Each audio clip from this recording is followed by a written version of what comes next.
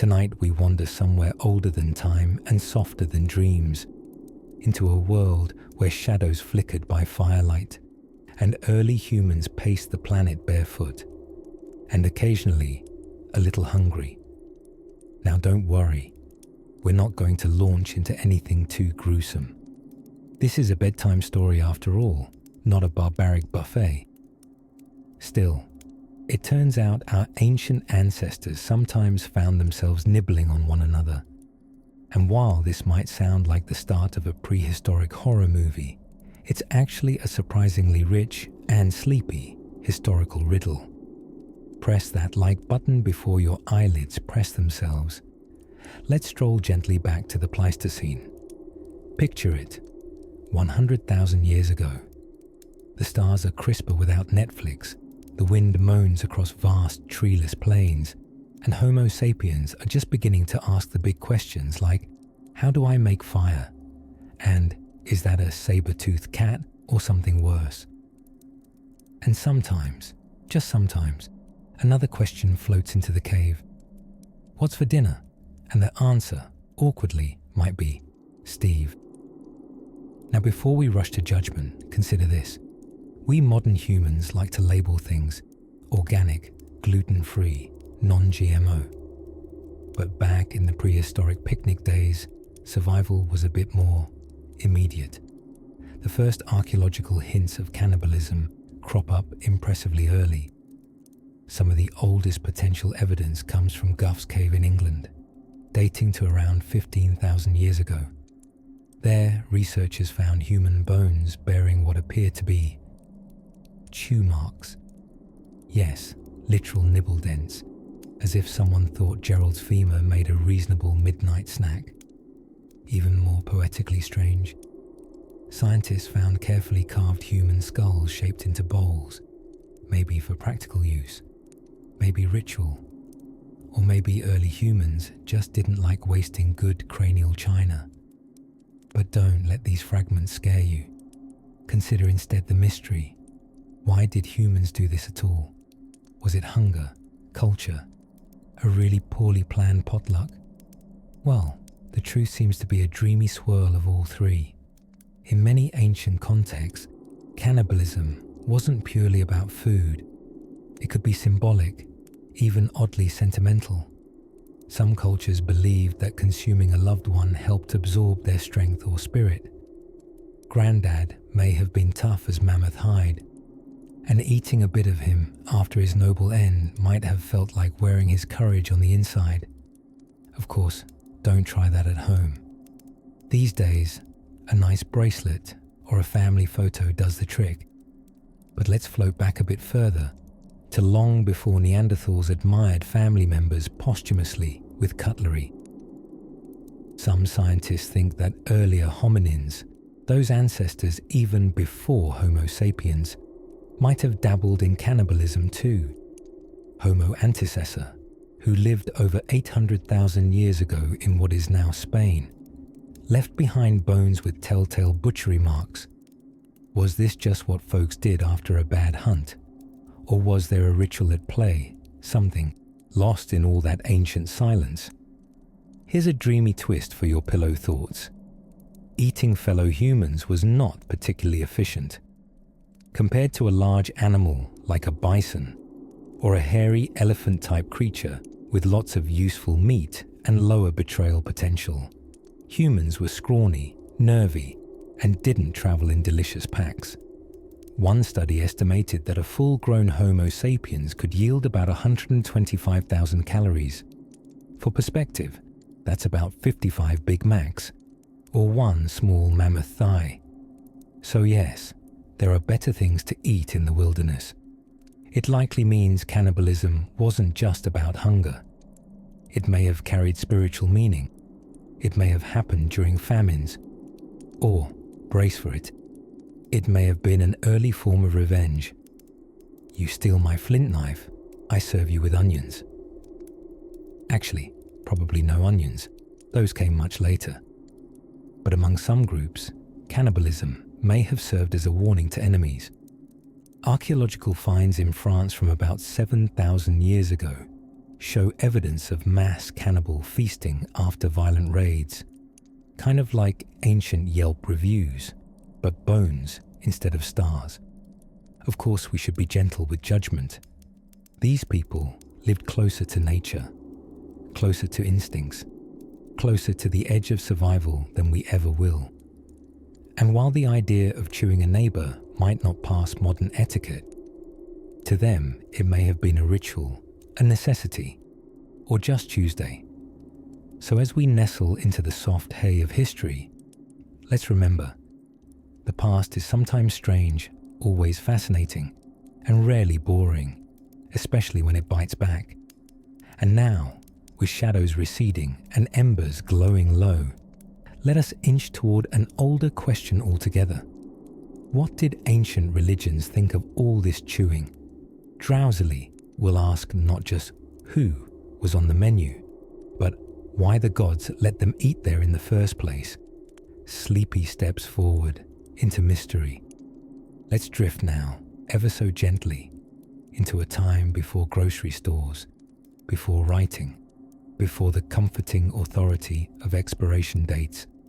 A time when dinner didn't arrive shrink-wrapped.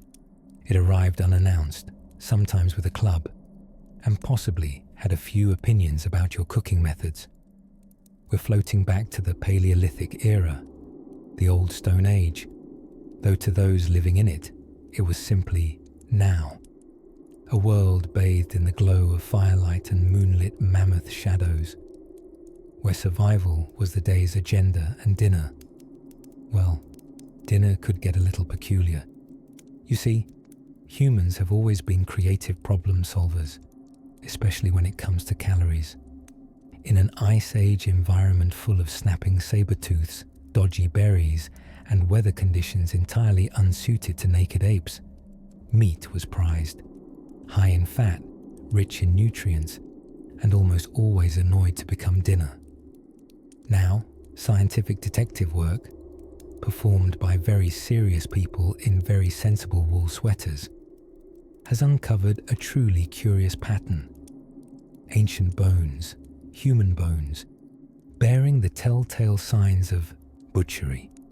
Cut marks, cracked marrow-rich centers, even skulls that look suspiciously like makeshift soup bowls. Not the kind of thing you find in a quaint village bakery, unless it's a very quirky village indeed.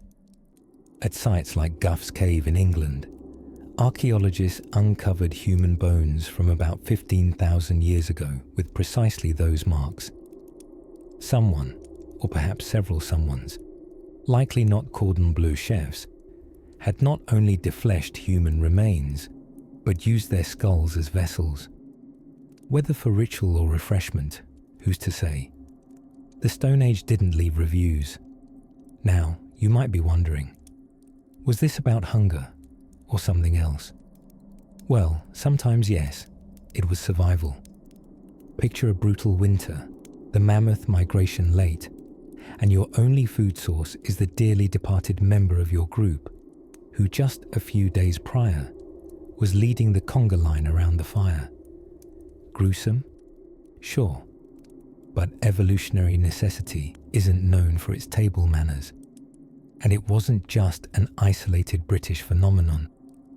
Cut-marked human bones have shown up all over, in France, Spain, and even as far-flung as Papua New Guinea, though that's a much later chapter in our bedtime buffet. Across the globe and across the ages, humans have occasionally turned to the most taboo stew of all, each other. Still, the idea that early humans regularly made a habit of this is a bit, well, cooked. In fact, charmingly, it turns out we just weren't particularly efficient as meat. Scientists at the University of Brighton, who probably have the oddest dinner party small talk in academia, calculated that the average human body provides about 125,000 calories. Compare that to one mammoth who could come in at nearly 3 million calories, tusks not included. From a purely practical perspective, if you're hungry and have the energy to plan a hunt, you'd rather go blockbuster than boutique. The only reason to nibble your neighbor instead might be if there's no mastodon in sight, or if there's another reason entirely. Some suggest that ancient cannibalism had more to do with ritual, revenge, or territory marking than an empty stomach. A sort of symbolic snack, if you will. Perhaps a way to honor the dead, or absorb their essence in the hopes that a respected elder's wisdom might bestow itself upon the stewer. Though there's no hard data to suggest you can absorb someone's bravery through their femur.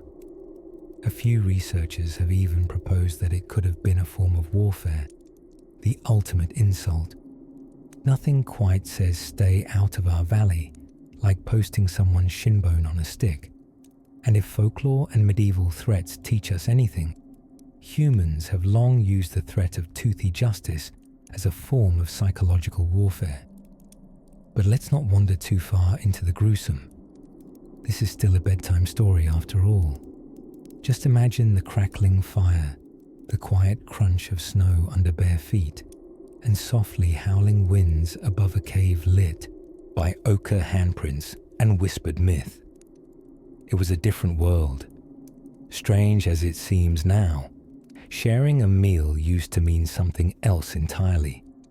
So next time you wonder whether your ancestors were noble, enlightened beings in harmony with nature, or slightly less ethical than a rerun of Survivor, the answer may be yes. A little messy, a pinch symbolic, and a lot hungry. Now let's drift even deeper, where firelight flickers against painted cave walls, and myths begin to form from bone and ash, a place where belief, hunger, and tribe blur together, just before the first ceremonies simmer into being. Let us drift, in our softest socks of imagination, to a world before bronze, before chariots, and far before gluten intolerance. A time when humanity was young, hungry, and occasionally had to make some chewy decisions. In this chapter, we saunter gently into the Paleolithic pantry, approximately 100,000 years ago.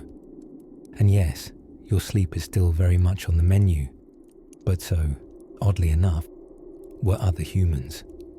Now, let's not panic. Ancient cannibalism wasn't quite the horror show that modern minds imagine. There were no gory banquet tables or witches luring wayward children into gingerbread traps, at least not yet. What we find instead is something much more practical and kind of bone crunchy. Picture a group of early Homo sapiens huddled by the flickering safety of a fire.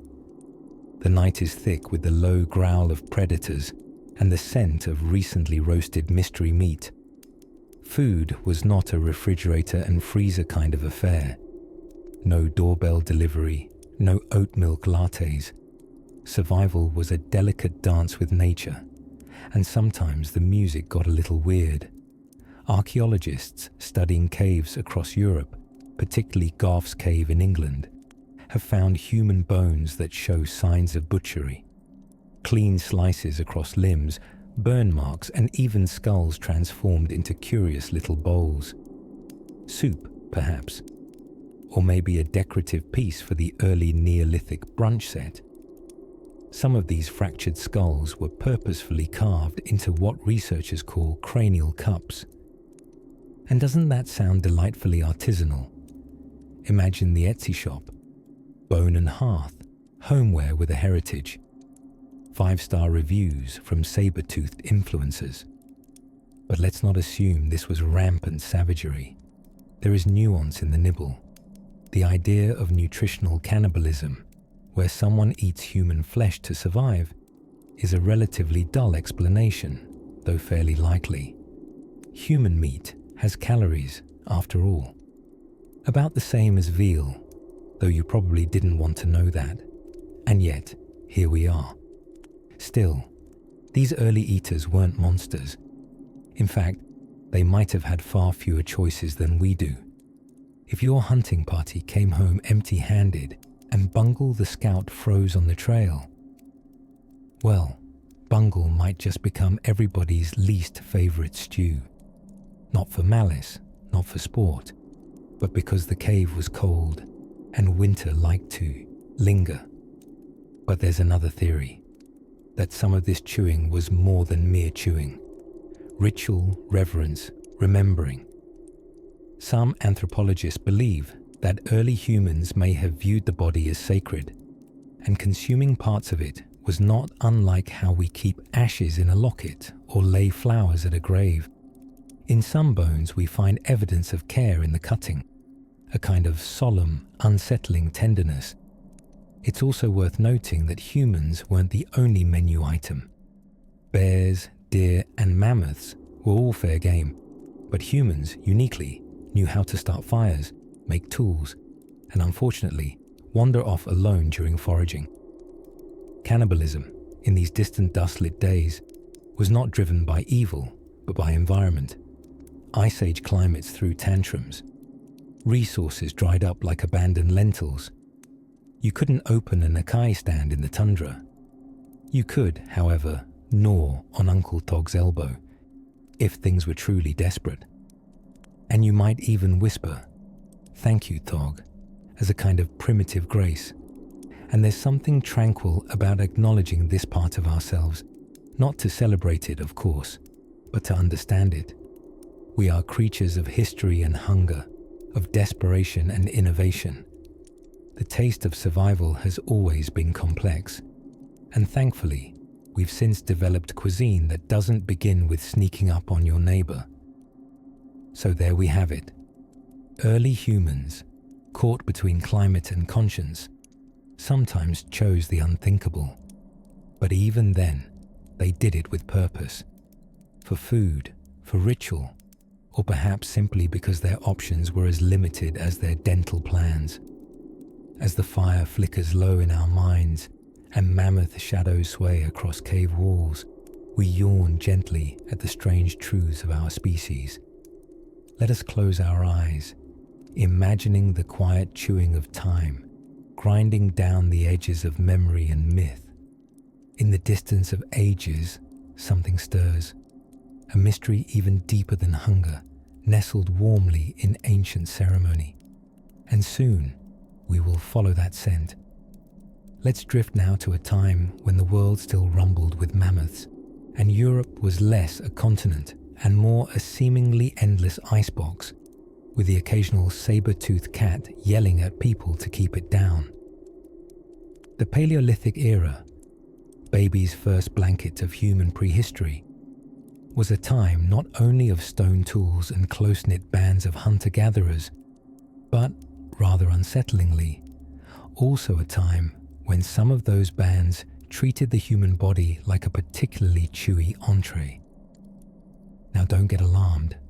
We're nestled safely in our warm beds, surrounded by soft pillows and far away from the culinary conundrums of our cave-dwelling ancestors.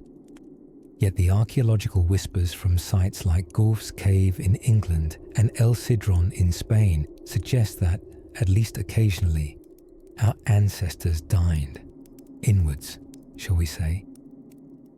In Gough's Cave, located in the softly rolling hills of Somerset, archaeologists uncovered human bones dating to around 15,000 years ago. But these bones had a twist, or more accurately, a chip and a chop. They bore telltale signs of being deliberately broken to extract marrow, with cut marks that mirrored those found on animal bones scavenged for meals. Some skulls even appeared to have been cleaned, shaped, and smoothed into bowls. Human skull bowls, the kind of thing Martha Stewart might recommend for the Ice Age charcuterie board. But jokes aside, this wasn't brunch with Neanderthal friends for fun. Most experts believe these acts were born not from cruelty or hunger-fueled madness, but from something stranger still. Ritual. Ritual cannibalism, gentle listener, is exactly what it says on the bone tin. A sacred or symbolic act, often performed with reverence, grief, or spiritual purpose. In a world long before cremation urns or cemeteries, when the only footprints on the land were your tribes and a few frustrated bears, Disposing of the dead didn't always mean burial. Sometimes it meant integration, parting ritual, mingled with memory, marrow, and myth. Traces of these practices show up in Paleolithic France as well. In the Magdalenian culture, a name far fancier than the reindeer-heavy, snow-splotched lifestyle it represented, bones from human and animal alike were found in hearths together. Heads, hands, and hearts all left behind, potentially indicating that the act of consumption was both selective and meaningful. Now, before you picture a massive cave buffet complete with flint tools and awkward toasts, remember that these groups were small, 30 to 50 people, tops. If someone went missing or passed away, everyone knew. There were no strangers.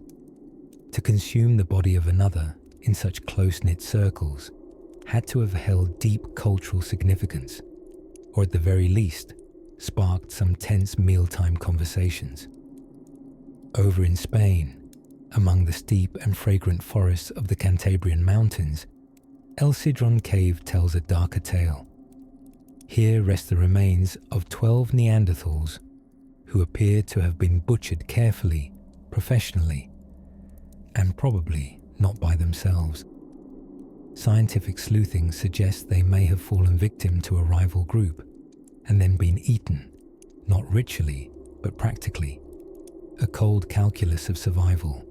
Less spiritual rite, more you're what's for dinner. Neanderthals, contrary to stereotypes, were not grunting brutes. They made jewelry, painted on cave walls, and suffered from the same sibling frustrations as the rest of us, only with clubs instead of sarcasm. But life was hard, resources were scarce, and winter rains didn't just mean soggy moccasins, they meant famine. Sometimes the only meat left had the same number of fingers as you. It's not our job, snug under these quilts of comfort, to judge Paleolithic ethics with 21st century eyebrows. We're simply stargazers of history, peeking back through the fogged window of time, trying to understand what it meant to be human, when being human meant danger, devotion, and, yes, sometimes dinner. So as we rest here, curled on the shores of millennia, let the warmth of the firelight flicker on the walls of your imagination. Picture not savagery, but survival. Not monstrosity, but memory-making by firelight, where meat met myth, and where the line between soul and sustenance blurred beneath the stars.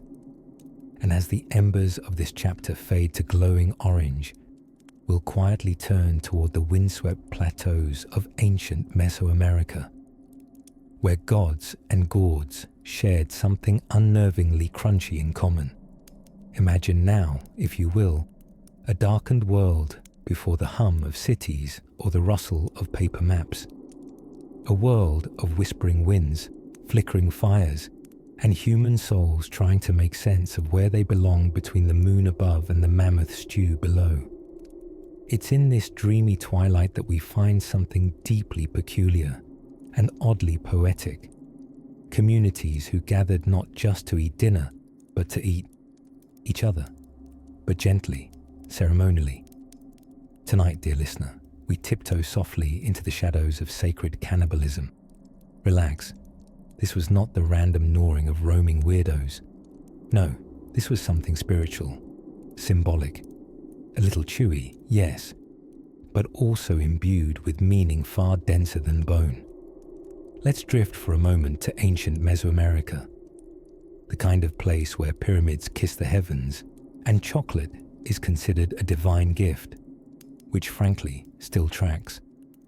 Among several cultures in the region, most famously the Aztecs, ritual cannibalism played a role in their sacred ceremonies. Surprising perhaps, until you remember the Aztecs were a people who saw the sun as a god, who required regular blood snacks to keep shining. Cannibalism wasn't lunch, it was theology. During certain rituals, captives or sacrificial victims were honored through deliberate preparation and consumption. The heart, plucked with a ceremonial obsidian blade, was offered up to the gods with as much reverence as a modern chef might reserve for truffle risotto. And in some cases, flesh from the fallen was cooked, perhaps served in a humble corn tortilla, and eaten by priests or nobles, not for gluttony's sake, dear sleeper, but to absorb the essence, the valor, the divine energy believed to live within the human form. Now, before we get all shifty-eyed about this, remember that context is everything. In these cultures, eating a person didn't make you a monster. It made you a participant in the cosmic ballet, a tender pas de deux between earth and the divine. And really, is it all that different from how some folks today devoutly consume symbolic bread and wine in quiet chapels? Same existential hunger, less seasoning. Further south, the Wari people of the Andes practiced a form of funerary cannibalism that was, in its own peculiar way, heartbreakingly sweet. When a loved one passed, their body was shared among the family, not out of cruelty, but compassion. You see, the Andean soil was stubborn and rocky, ill-suited for respectful burial, and burning the body, that was considered a waste. Instead, eating the deceased was an expression of grief and love, a way to keep them inside you, literally, gently. Archaeologists have unearthed Wari remains with butcher marks on bones, suggesting a skillful and practiced slicing rather than frenzied hacks. These were not acts of desperation. They were rehearsed, reverent.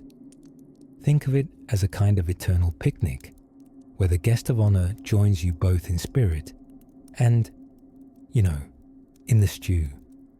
And over in Papua New Guinea, the four people practiced a form of endocannibalism, eating within one's own community. In times not that long ago, when a grandmother passed on, her children might consume part of her body as part of their mourning ritual. It was seen as a final act of devotion, the body of the loved one becoming nourishment, their essence welcomed back into the lives of their kin. This, however, brings us to a rather tragic twist, because in doing so, the foray unknowingly spread a neurological disease called kuru, sometimes referred to, rather melodramatically, as the laughing death, because of the fits of laughter it caused in its victims. A strange, fatal prion disease, not unlike mad cow, lurking silently in grandma's tissues, a heartbreaking irony. They were trying to preserve love and ended up spreading suffering. History, it seems, brews even its tenderest intentions in complicated kettles. Yet, even as the science has clarified the consequences, we mustn't lose sight of the emotional melody underneath. These acts may unsettle us now, safe as we are with our microwave dinners and outsourced funerals, but these communities weren't villains. They were seekers, dreamers, people trying to make sense of death through an act as old as life itself, eating. So as we curl beneath the metaphoric furs of ancient ritual and chew on the peculiar poetry of sacred meals, let us not judge too harshly. The forms may change, but the yearning stays the same, to honor, to remember, to feel less alone in the long sleep. And speaking of sleep, things are about to take a colder turn. Our next stop, a time when food was scarce, snow was deeper than sorrow, and survival meant choosing between starvation and something less poetic. Keep your dreams bundled. We travel north soon. Drift with me now, not forward, not backward, but sideways, into the curls and folds of Pleistocene Europe. The air here is damp with fog and slightly suspicious. Something is roasting on a fire. It smells like regret. Welcome, dear sleepy historian, to the whisper-silent world of Neanderthals. stocky, strong, and far more thoughtful than their bad PR might suggest. These early humankind cousins knew how to survive ice ages, love flint tools, and, occasionally, turn their neighbors into dinner. Yes, we're delicately nibbling around the topic of Neanderthal cannibalism. And no, you haven't wandered into a prehistoric horror film. Our ancestors and our not quite human relatives may have dined on each other not because of savagery or malice, but out of practical necessity, or possibly just culinary curiosity with a side of survival. Let's recline beside the ancient hearth at Goyet Cave in Belgium, a rather popular Neanderthal Airbnb some 40,000 years ago. Archaeologists have uncovered bones from this site that bear some rather concerning features: cut marks, percussion fractures, and what, in a more modern kitchen, we might call filleting. Before you clutch your pillow too tightly, know that the evidence doesn't tell a tale of ravenous murder. It tells a story of resourcefulness. You see, meat was meat in desperate times. Mammoth herds moved erratically. Bears were moody roommates. And winters, well, they weren't charming snow globe affairs, but months of teeth-chattering, ice-gnawing endurance. When a fellow Neanderthal passed away, either from illness, injury, or too many chances taken with cliffs, others may have chosen not to waste the calories. It's not unlike composting. Morbid composting, yes, but still green in spirit. Some of the marks on bones at sites like Goyet suggest careful processing, cutting away flesh, breaking bones to get to marrow, a beloved snack in the prehistoric pantry. And remember, marrow is just prehistoric bone butter, rich in fat, good for brains, yum. But this wasn't happening every Tuesday. Neanderthal cannibalism doesn't show up at every archaeological dig like a bad penny. It appears sporadically, perhaps when all other food sources had vanished or when other tribes were simply too tasty-looking to be trusted. Interestingly, the cannibalism of Neanderthals wasn't exclusively about nutrition. Some scholars suggest a hint of ritual, though with no Facebook events or bone-engraved invitations. It's difficult to say if these meals were social occasions or simply somber responses to starvation. Now, waddling gently over to France, let's peek into Moulagursi Cave along the Rhône River. Here, some 100,000 years ago, 6 individuals, 2 adults, 2 teens and 2 children, were not buried or memorialized. They were processed. Their bones show signs of defleshing and breakage, almost identical to those found on animal bones meant for feasting. It's not a comforting scene, but it may reflect a harsh environment where such actions were the fine line between survival and extinction. And here's a fun, if slightly chewy, historical twist. Neanderthals may not have been alone on the menu. Some of their sites contain animal bones bearing similar markings, suggesting a rotating dinner menu. Reindeer, horse, human, always served with a side of ice and anxiety. Before you nod off into prehistoric dreams, let us briefly whisper of one more mystery. Some researchers believe that repeated cannibalism could have helped spread prion diseases, those odd folded proteins that cause conditions like kuru, famously caught through ritualistic brain eating. There's even speculation that this helped push Neanderthals a little closer to extinction's chilly edge. A theory, yes. Unproven, but bleakly poetic. The tragic souffle of fate, it seems, may have risen from within their own kinship kitchens. So snuggle now beneath your covers and consider this. The Neanderthals were like us in more ways than we often admit. Bold in the face of hunger, bound by family and firelight, and sometimes, just sometimes, forced into decisions best left locked in caves. And as the ember flicker of their past dims behind us, let's shift gently toward the earliest stories of ritual cannibalism among anatomically modern humans, an age when eating flesh wasn't always about hunger, but about ancestors, gods, and something far stranger. Let's drift now to the damp hills and moss-covered stones of Iron Age Europe, where the air smells faintly of peat smoke and adventure, and where the Celts, a patchwork of wild, woad-painted tribes, lived, laughed, loved, and occasionally dined on someone they'd recently fought in battle. Yes, this is not a cookbook, but history does serve up its fair share of peculiar menus. The Celts were a fascinating lot, more embroidered than a chieftain's cloak and twice as boisterous. Their culture stretched across modern-day France, Britain, and parts of Central Europe, what the Romans called barbarian lands, as if Rome itself didn't periodically feed its guests to lions as intermission entertainment. Now, the Celts weren't regular cannibals, not in the Tuesday is Tibia Day sort of way, but rather what you'd gently call situational gourmets.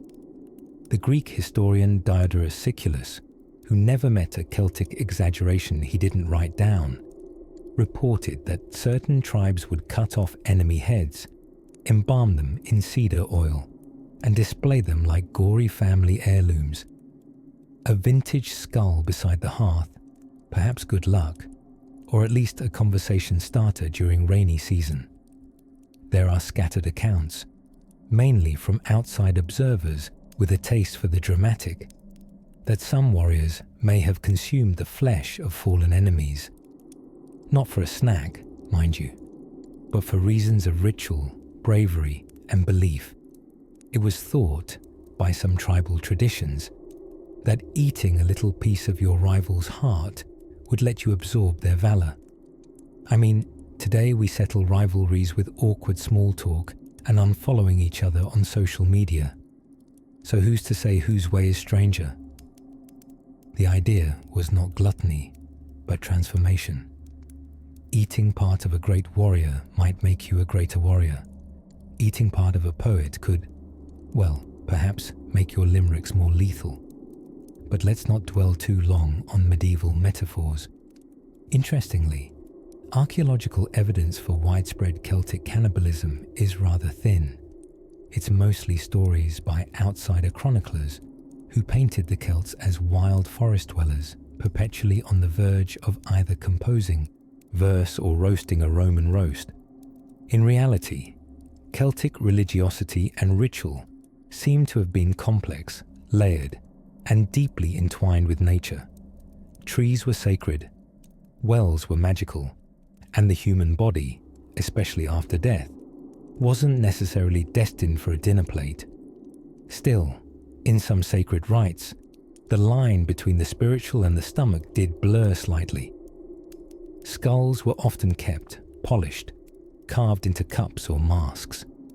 Bones, particularly femurs and skulls, were stored or buried with great care, or in some cases found scorched and broken in ways suggesting roasting rather than reverence. This brings us to their religious caste, the Druids, that misty order of bearded wisdom keepers, part priest and part philosopher.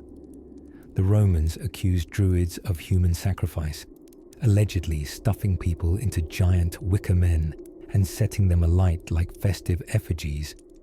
Gruesome, yes, but historians remain divided on whether this really happened or whether it was yet another case of those barbarians are worse than us, PR, by the Roman Empire. If sacrifices did take place, there's no hard evidence that they were followed by feasting. That would have been most irregular, as even the Wickerman schedule had some rules. But whether or not the Celts commonly practiced cannibalism, the idea of consuming an enemy as both spiritual and social statement lingered in old tales. It's the stuff of legend and firelit storytelling. The idea that identity, strength, and honor could be swallowed, just a bite at a time. Perhaps the most peculiar part of Celtic cannibalism lore is how it says more about other cultures' fears than about Celtic behavior. The Romans and Greeks, obsessed with order and refinement, even while throwing gladiators to the crowd, loved to picture the Celts as noble savages. Eating human flesh was for them the ultimate proof of wildness.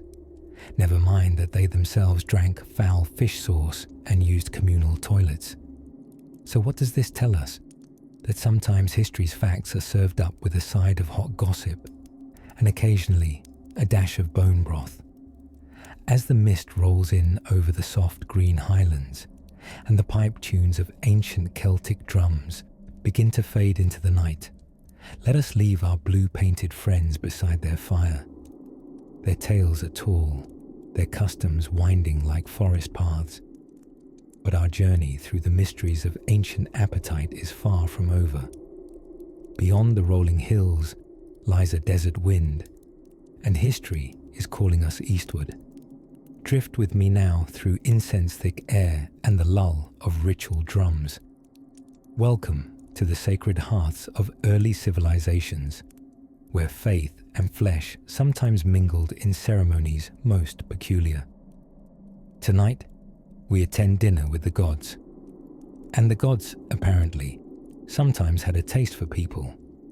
Let's begin with the ancient Aztecs, a people who lived their lives rhythmically aligned with nature, and somewhat enthusiastically aligned with the cosmos' hunger. The Aztec worldview was a deeply spiritual one. The sun needed nourishment to rise. The universe ran on a sort of metaphysical fuel, and unfortunately for some, that fuel appeared to be human hearts, a bit hard on the volunteers. Now, to modern ears, sacrificing a person and symbolically feeding their flesh to a deity may sound like a dinner gone terribly sideways. But to the Aztecs, it was more like settling a spiritual debt. The gods had, after all, shed their own blood to create humanity. So humans owed them a thank you, on a plate. But here lies the dreamy twist. Historical debates dance hazily around whether the Aztecs regularly consumed human flesh, in the literal munching sense, or whether the cannibalism was more symbolic, a metaphoric nibble, let's say. Some scholars suggest that elite warriors partook in ritual banquets where small portions of flesh were eaten ceremonially, perhaps with chili sauce. Others argue that conquistadors reported these practices with, let's say, creative exaggeration to justify conquest. It's unclear whether Hernán Cortés had first-hand knowledge or just a flair for narration. Floating further over sea and spice, we arrive in Papua New Guinea. Among the Fore people, cannibalism also carried a sacred rhythm. It wasn't war or famine that fueled their feasts, but love. When a family member died, the Fore practiced endo-cannibalism, the compassionate consumption of the deceased, as a way of honoring them. It was reverent and deeply spiritual, a way of saying, "We won't bury you, we'll carry you forward." The feminine guardians of the tribe, mothers, daughters, aunts, were the primary participants in these rituals. They gently prepared the body and partook in the meals with eyes damp with grief and love. Yet, unbeknownst to them, this practice would lead to tragedy in the 20th century. The brain, being high in prion proteins, turned out to carry kuru, a rare and deadly neurodegenerative disorder. The more loved ones consumed out of devotion, the more the disease spread. It became yet another example of that haunting truth. Sometimes even devotion can be dangerous. But let us not end on that solemn note. No, let's drift now to the islands of Polynesia, warmed by the gentle splash of waves and the scent of breadfruit roasting over open fires. Here, cannibalism often served up a symbolic role in warfare. Consuming a vanquished enemy was a bit like biting into a particularly tough trophy, gritty but impactful. In some Fijian traditions, warriors were said to boast not only of victories, but of recipes. "I've eaten 20 men," one might allegedly proclaim, "and my favourite was stewed with herbs." A terrifying Yelp review, to be sure. And then there's the curious case of the Maori in New Zealand. Early European explorers were horrified by tales of human feasting among local tribes. But again, the truth is hazier than a mist over Milford Sound. The practice was largely ceremonial. One didn't simply devour a person. One made a deeply symbolic act of dominance and remembrance. A conquered chief's hand might be preserved, not for snacking, but for story. Sacred cannibalism shimmers through history not as a tale of savagery, but as one of meaning. These acts weren't mindless. They were ritual, reverent, bound to beliefs that life and death are part of a circular feast, one in which the divine often had a seat at the table. So if you're ever invited to honor the gods with dinner, perhaps double-check the menu. You never know what might be considered ceremonial cuisine. And with that, the drums fade, the fire dims, the gods retreat into myth, their appetite sated, for now. In the distance, the winds whisper of something colder, an icy age even, where survival brews its own hungry decisions. Let's step quietly toward that frostbitten tale. Let us drift now into the calm shadows of prehistoric fires, where people didn't fear the dark, they cooked by it. Tonight, our gentle gaze settles on one of the more solemn, if slightly chewy, aspects of ancient cannibalism, its role in saying goodbye. You see, long before tombstones and eulogies, some early humans chose to honor their dearly departed in a way that today might raise eyebrows at best or summon polite screams at worst. Funeral feasts, not the three-tiered cake and questionable deviled eggs kind, but, well, feasts where the guest of honor was also on the menu. This wasn't villainy, it wasn't gory mischief. It was, in many places and times, a spiritual duty, a sacred act of remembrance, a final embrace through ingestion.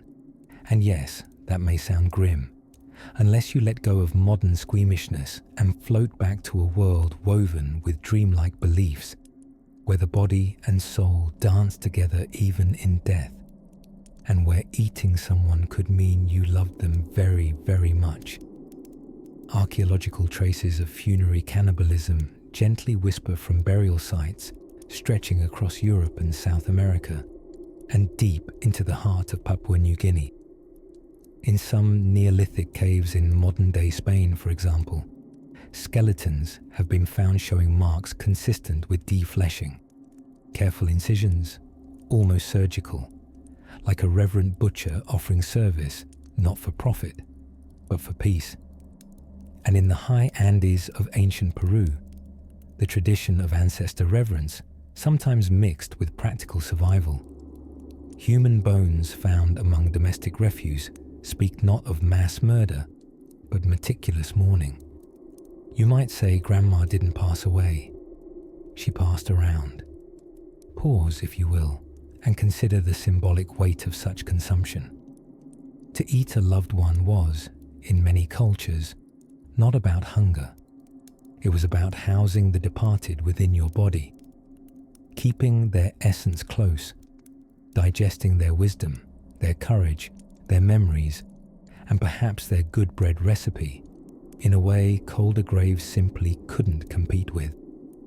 In Melanesian tribes, particularly among the Fore people of Papua New Guinea, endocannibalism was practiced into the 20th century.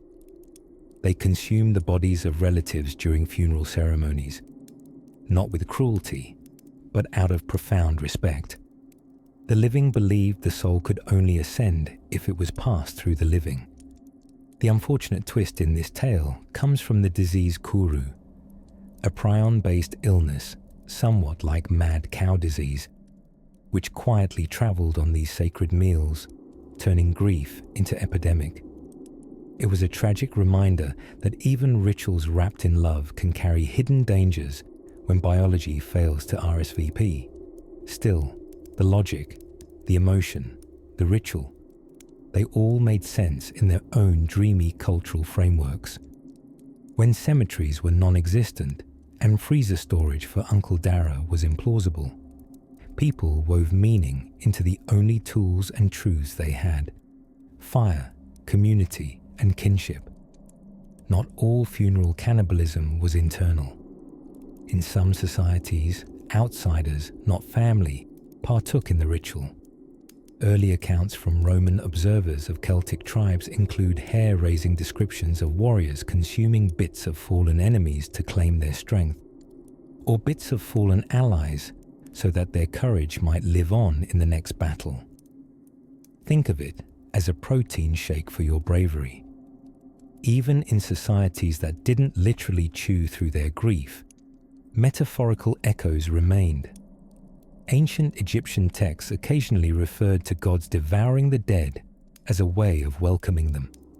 The metaphor lived on, finding new expressions through time. Communion wafers, sacramental wine, bread as body. It's fascinating how universally we've sought to merge flesh and faith. And so, in the amber light of these ancient tales, we're left wondering not about the teeth, but about the tenderness. Cannibalism at funerals wasn't always grotesque. Sometimes it was oddly gentle. A culinary lullaby, a send-off with seasoning. So now, as the fire dims in our minds and the world of yesterday sighs softly back into mist, we leave behind the bone-littered altars and return to our pillows. Still pondering, perhaps, the peculiar ways humans have danced with mortality and mealtime. Next, we'll wander toward a far chillier sort of cannibalism. The accidental kind, the desperate kind. But shh, not just yet. Let the coals fade. Let your thoughts follow. Let sleep begin. Let's drift now into a time when the boundaries between the living and the departed were as thin as mist at dawn.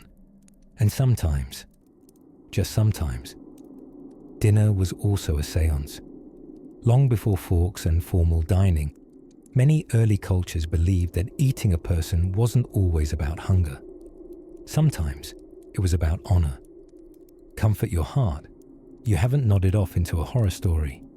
This is ritual cannibalism, sacred, symbolic, and wrapped in meaning far deeper than the empty growl of an empty stomach.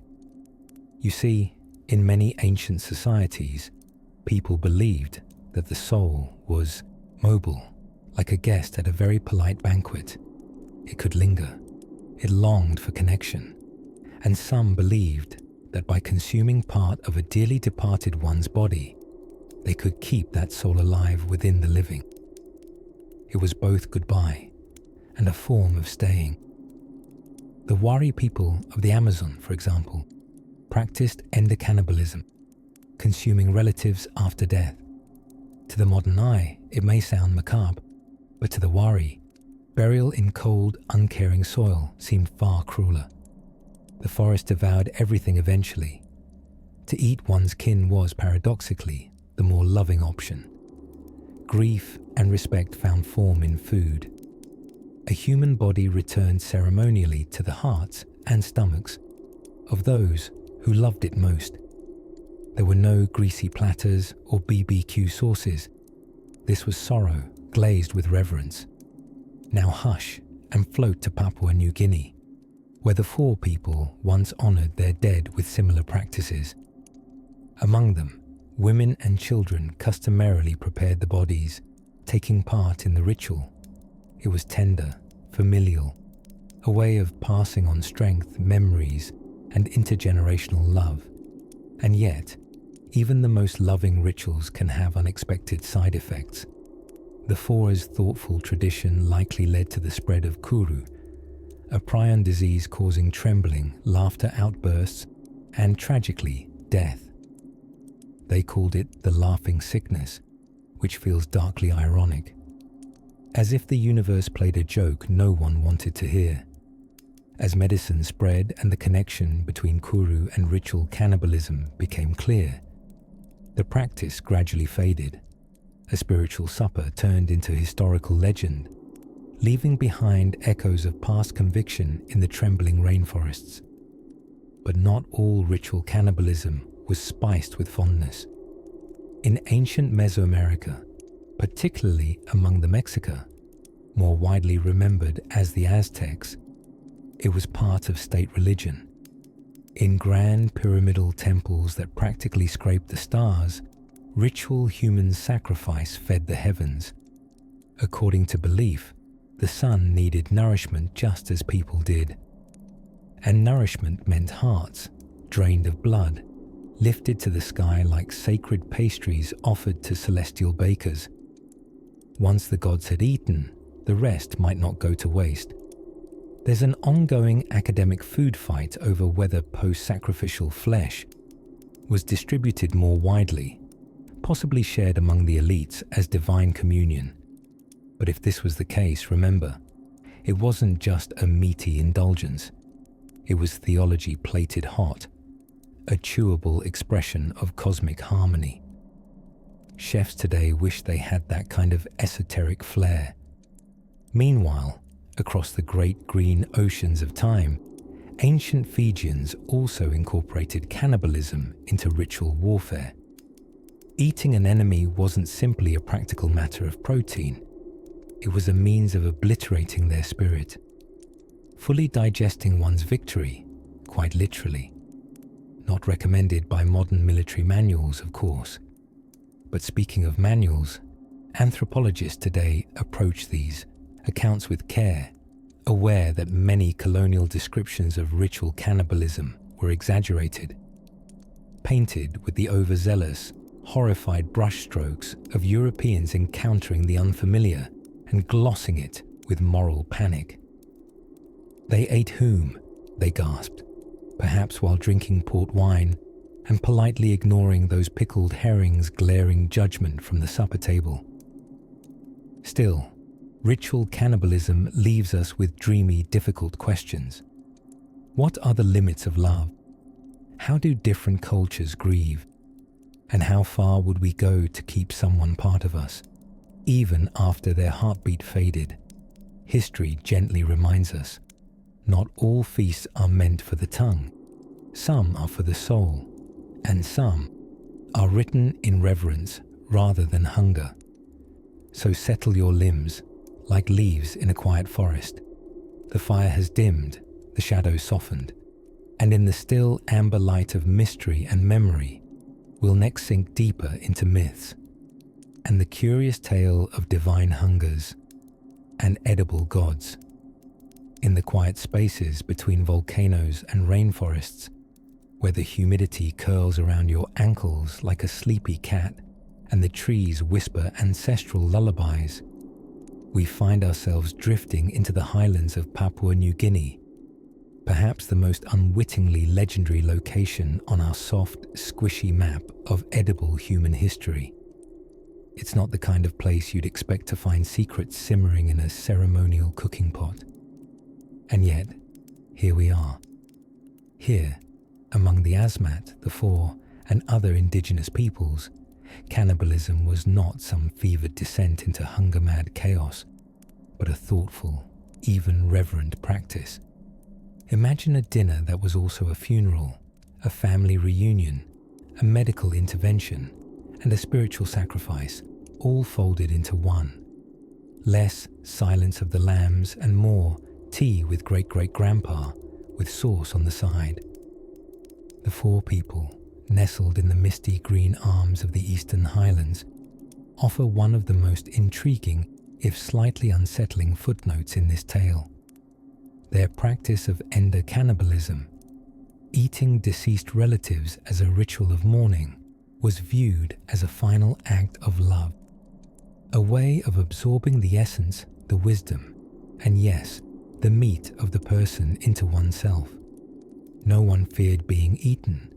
It was more of an honor, like being chosen to inherit grandma's quilt, if the quilt were, chewy.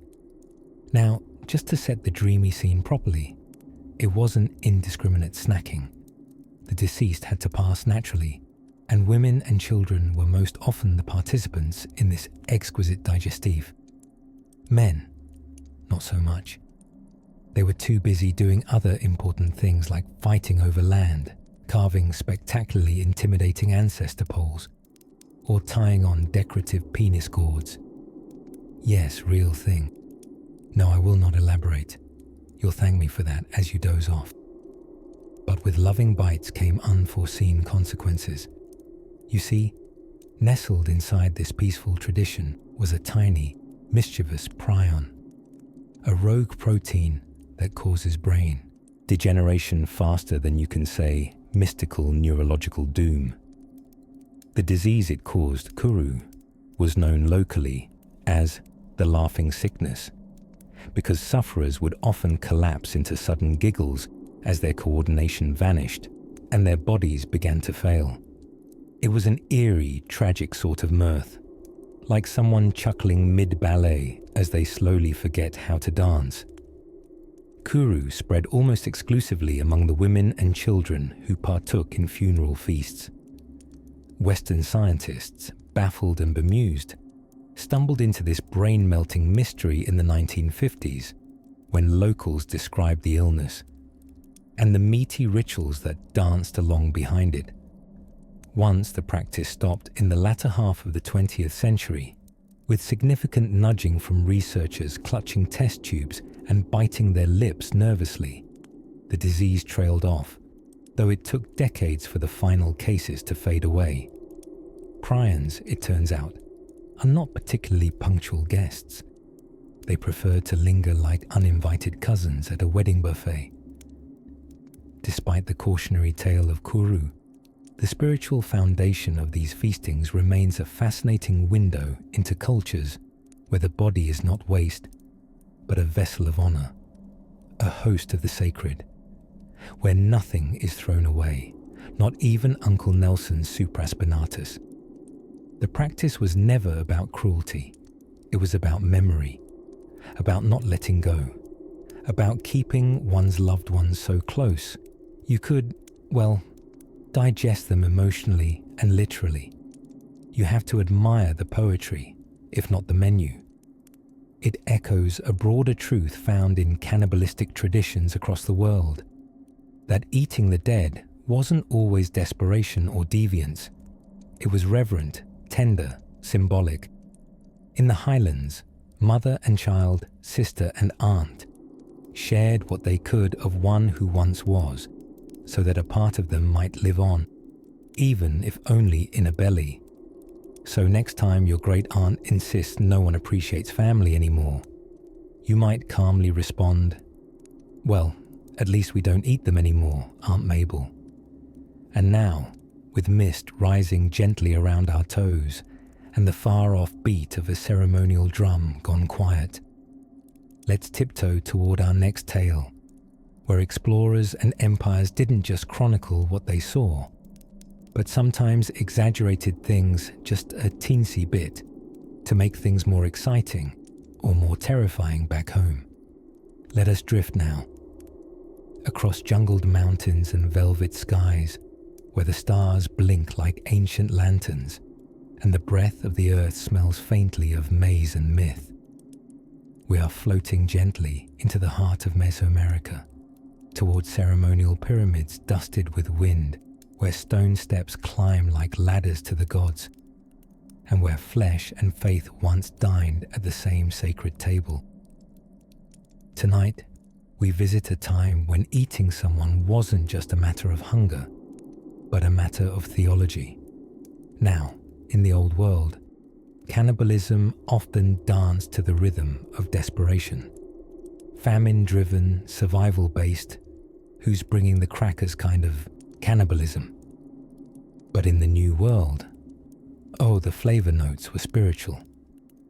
Let's begin with the Aztecs, those master architects of both poetry and panic.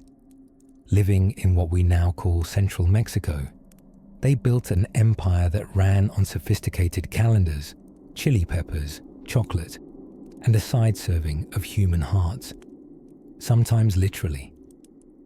To the Aztecs, the gods were not just cosmic co-workers. They were hungry, very hungry, and blood, particularly human blood, was their celestial snack of choice. Not out of cruelty, mind you, but necessity. In order to keep the sun rising, the rain falling, and the corn growing, the gods needed energy. And the Aztecs, diligent spiritual assistants that they were, offered it up with remarkable frequency. Now, while the heart was often the main item on the sacrificial menu, popped out hot and still quivering like a divine espresso shot, there were occasions when the limbs of the chosen few were cooked and consumed by the nobility in a ritual feast. Not every sacrificial victim became dinner, but when they did, it wasn't seen as macabre. Oh no. Think of it more like Eucharist, with paprika. This practice was called tlacatlaoli, which roughly translates to man stew. It was ceremonial, rare, and served with ground maize, a profound, if chewy, form of communion. The victim, often a captured warrior from another state, was treated with great honor before his final performance, fed well, dressed in fine feathers, and paraded through the city. He became a living deity for a festival cycle. It was a bit like being both beauty queen and main course at Thanksgiving. When his time came, a ritual was conducted at the top of the temple pyramid. The feast afterward was not gluttonous or random. Specific body parts went to specific people, like an ancient version of carving the turkey, except the turkey is a guy named Quetzalcoatl, and he used to be a really good archer.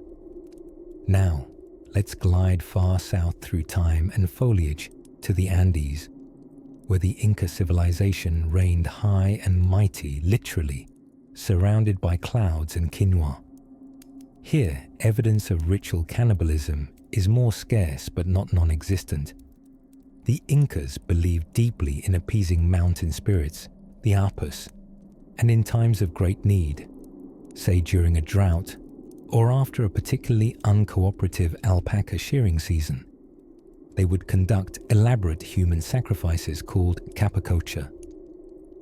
The selected child, often perfectly healthy and beautiful, was treated with sacred reverence, fed a special diet, and imbued with ceremonial significance.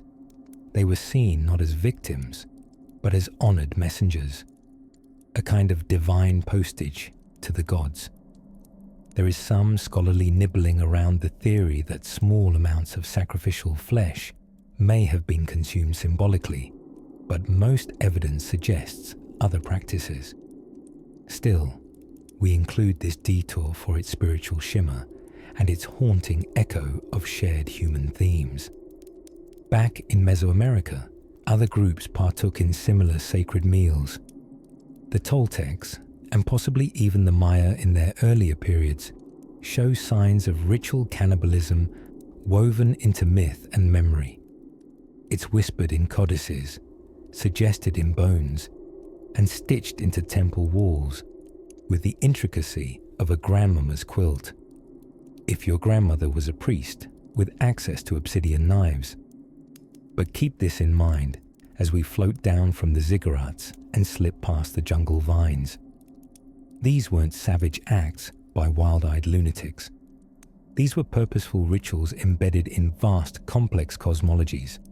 Consuming a human body wasn't about cruelty. It was about participation in a divine cycle. The flesh became symbolic of triumph, of transformation, of continuity. Even the European conquerors, scandalized as they were, and they were scandalized by just about everything, couldn't entirely deny the devotion, even if they quickly used it as moral justification to conquer, convert, and colonize. In these sacred meals, humans were not meat. They were metaphors. Close your eyes now and imagine the moon rising over a temple square. drums echo softly in the distance, not as signals of terror, but as lullabies for the stars.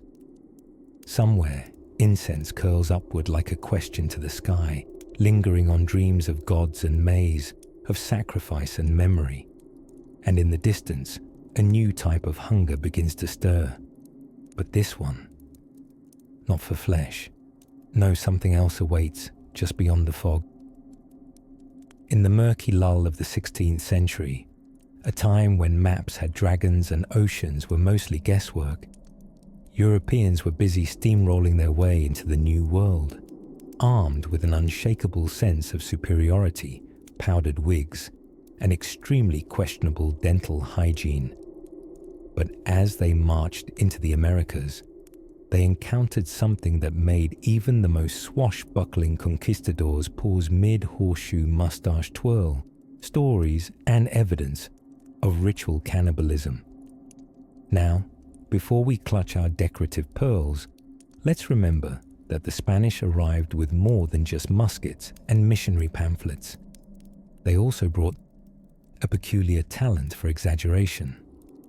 One of the most infamous targets of their scrutiny were the Aztecs, masters of poetry, pyramids, chocolate, and, apparently, the occasional ceremonial snack. According to the Spanish, the Aztecs didn't just kill people during their blood-soaked religious festivals. They cooked and ate them after. This claim, of course, was reported by men who also believed that bathing too often made you weak and that tomatoes were trying to poison your soul. In other words, let's approach their accounts with the same caution one applies to gas station sushi. But let's imagine, just for tonight, a quiet plaza beneath a twilight sky where stone temples rise like dreams from the volcanic earth. Incense curls lazily into the breeze. Priests in brilliant feathered robes chant in Nahuatl, their voices echoing like waves through time. Sacrifice, for the Aztecs, wasn't barbarism. It was theology, cosmology, even a form of cosmic accounting. The sun, they believed, required nourishment to rise each day, and unfortunately, that breakfast came in the form of human hearts. Now, whether or not those ceremonies ended with anyone nibbling ribs is less certain. Some modern scholars argue that post-sacrificial feasting did occur, albeit as a solemn ritual and not some midnight munchies moment.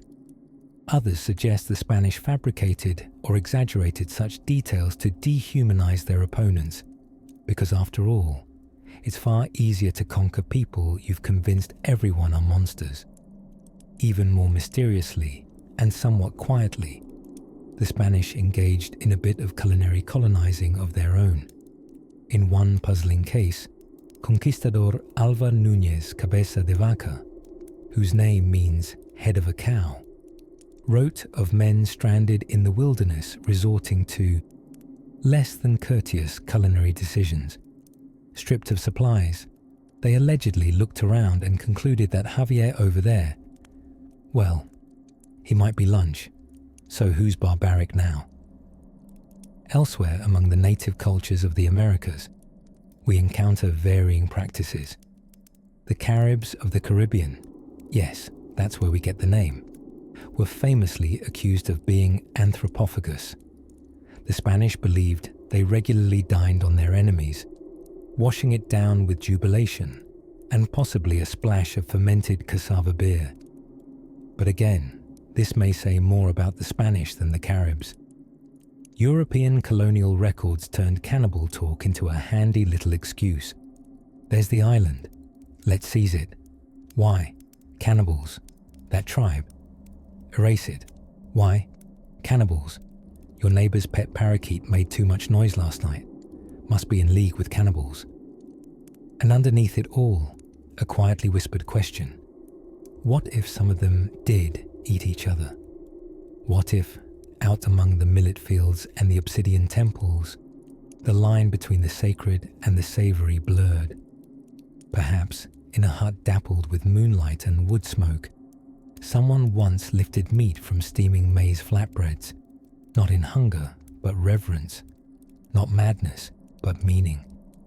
Archaeologists have unearthed bones with human tooth marks, but whether these signs point toward widespread culinary cannibalism, isolated events of survival, or deeply rooted spiritual acts is still up for scholarly pillow talk. The truth, as always, is elusive, quiet, and drifting, like dream smoke rising from ancient embers.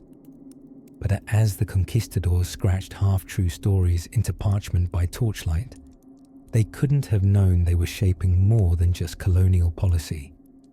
They were also crafting bedtime myths, dark, delightful, slightly smoky, with a hint of spice and suspicion.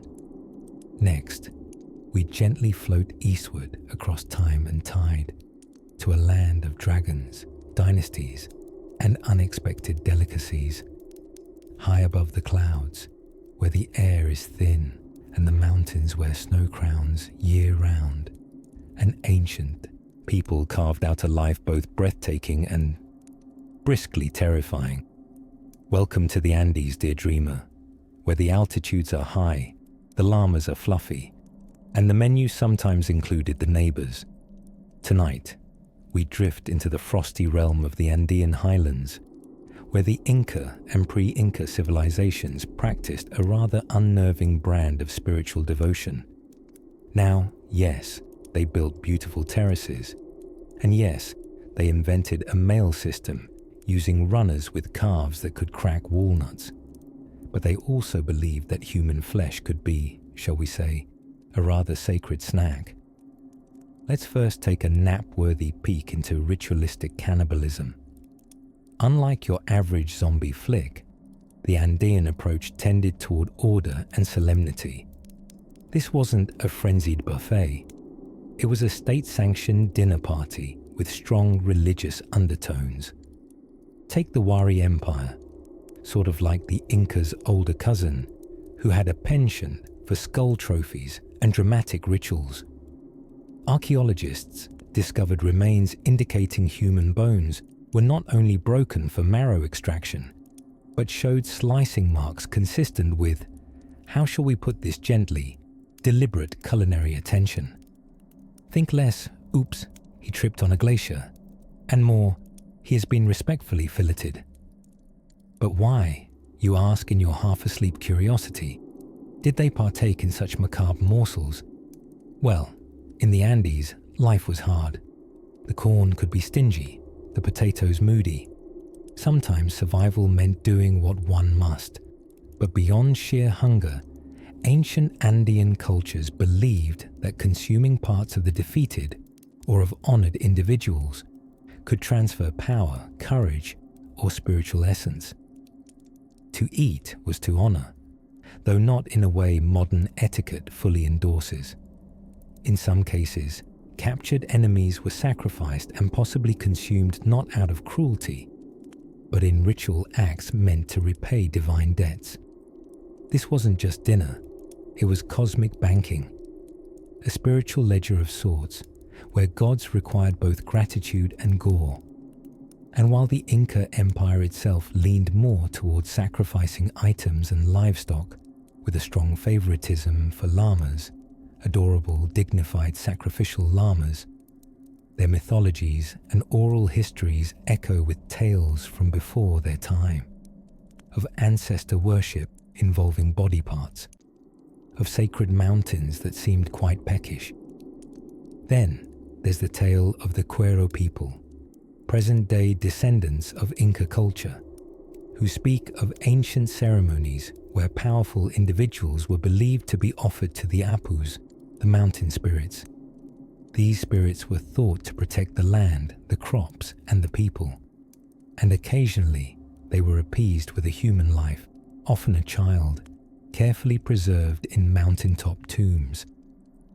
Some scientists suggest traces of cannibalistic practices among early Andean communities, but with a high altitude doing the work of an ancient freezer, many questions remain frozen in time.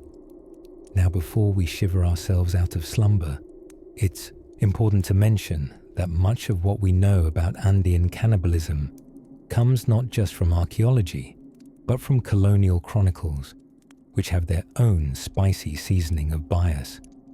Spanish conquerors, after all, weren't shy about depicting indigenous practices in the most disturbing ways possible, sometimes accurately, other times generously exaggerated, like tabloid journalism armed with a quill. Still, for those ancestors of the mountains, the act of consuming human flesh wasn't always monstrous. It was a spiritual transaction, like shaking hands with the afterlife, with your teeth. So if your dreams tonight take you wandering those alpine passes, imagine the heavy-footed march of ancient processions carrying sacred offerings, their breath puffing soft clouds into the cold Andean air. Picture ceremonial fires flickering against ancient stone walls, the echo of drums thudding through mountain silence. Steep and mysterious, the Andes cradle many stories in their slopes, some carved in stone, others left delicately in the bones. And speaking of altitude, our next gentle descent takes us down into the tropical humidity of a different land, a people of the jungle who brought entirely new feasts and flavors to the historical table. Close your eyes, dear listener, and let your imagination wander gently back to the rumbling stone walls of ancient cities. Picture a fortified city glowing dimly under moonlight, with an army camped outside, gritty, tired, and increasingly peckish.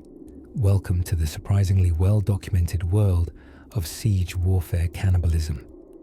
Yes, that old chestnut. Now, siege warfare may sound like something straight out of a dragon-riddled fantasy novel. Archers sniping from towers, boiling oil raining jubilantly from parapets, and someone with a regrettable mustache yelling to the battering ram. But real ancient sieges were less cinematic. They mostly revolved around sitting, a lot of sitting, sometimes for months, occasionally for years, and always with dwindling supplies and questionable soup. Take, for instance, the Siege of Jerusalem in 70 CE, a rather famous affair conducted by the Roman Empire. The historian Flavius Josephus, who might just be the only person in history to write as if he's composing a dramatic soliloquy in his sleep, gives us a grim picture of hunger-driven desperation. According to him, food became so scarce that one tragic mother cooked and ate her own child. This shocking tale was most likely an exaggerated piece of Roman propaganda with a hint of horror movie flair. But it also speaks to a peculiar truth about sieges. When resources vanish, people start getting oddly interested in their neighbor's protein content. We must, of course, step gently into this topic. All through human history, cannibalism has most often been taboo, not an afternoon snack idea so much as a worst of the worst nightmare scenario. But what siege warfare did was trap people, civilians and soldiers alike, inside cities that had no incoming food and no escape. The result? Well, let's just say herb gardens on the balcony only get you so far. The Siege of Ma'ara in 1098, during the First Crusade, left behind an unsettling commentary from the Crusaders themselves. Having captured the Syrian city, they quickly realized that the cupboard was bare and the goose had definitely not been fattened. In a letter home, one of the knights wrote, with less remorse than one might hope for, admitting that they had, now brace yourself, boiled some of the locals and grilled others over open flames. It seems that, in addition to being religiously zealous, they had developed quite the talent for impromptu battlefield barbecues. Perhaps not the most heartwarming of potluck stories, but it's important to remember that cannibalism in siege situations wasn't about conquest or cruelty. It was often about sheer survival. In cities locked down tighter than a Roman wine cellar, enemy at the gates, with supplies gone and pigeons growing suspiciously scarce, people made terrible decisions, not because they wanted to, but because the alternative was starvation.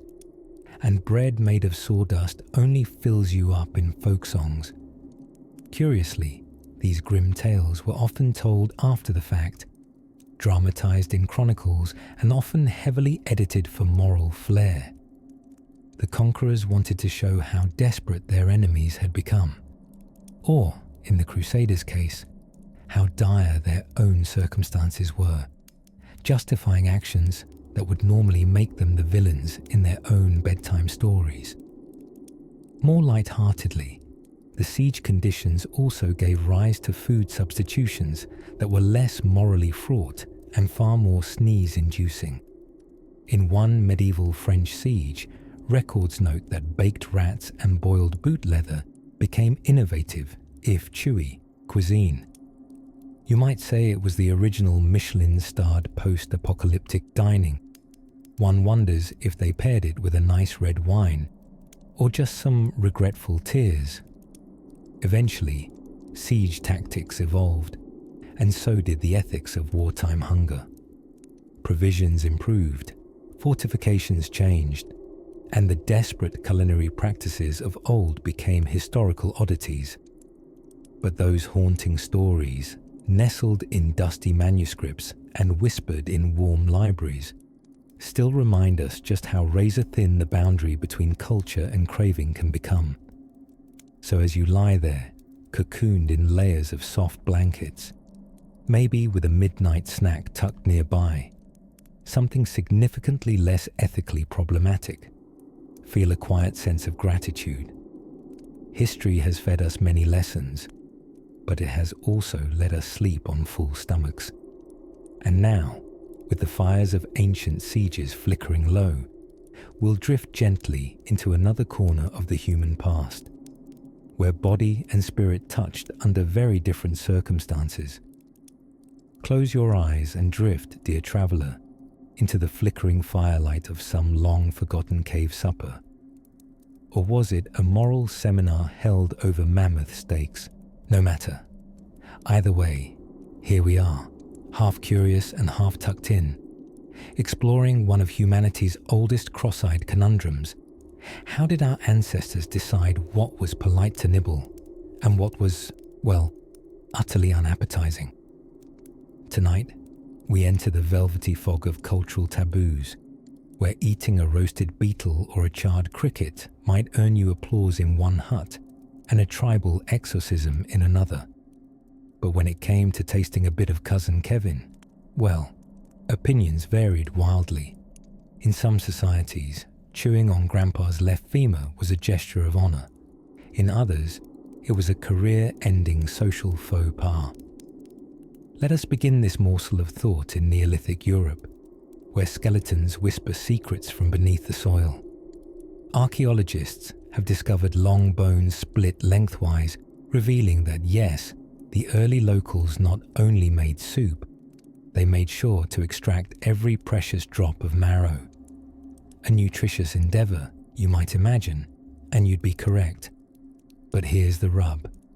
Some of those bones once paid taxes, sang folk songs, and probably told their grandchildren the same story 7 times in an evening. Yes, they were human. Yet these Paleolithic banquets seem to lack the gruesome flair of serial hunger. There's no sign of mass ritual. The bite marks appear scattered, like a potluck that got morally ambiguous. Scholars suspect that in these famine-touched lands, cannibalism was more pantry panic than religious rite. Still, the practice happened. And then, quite interestingly, it didn't.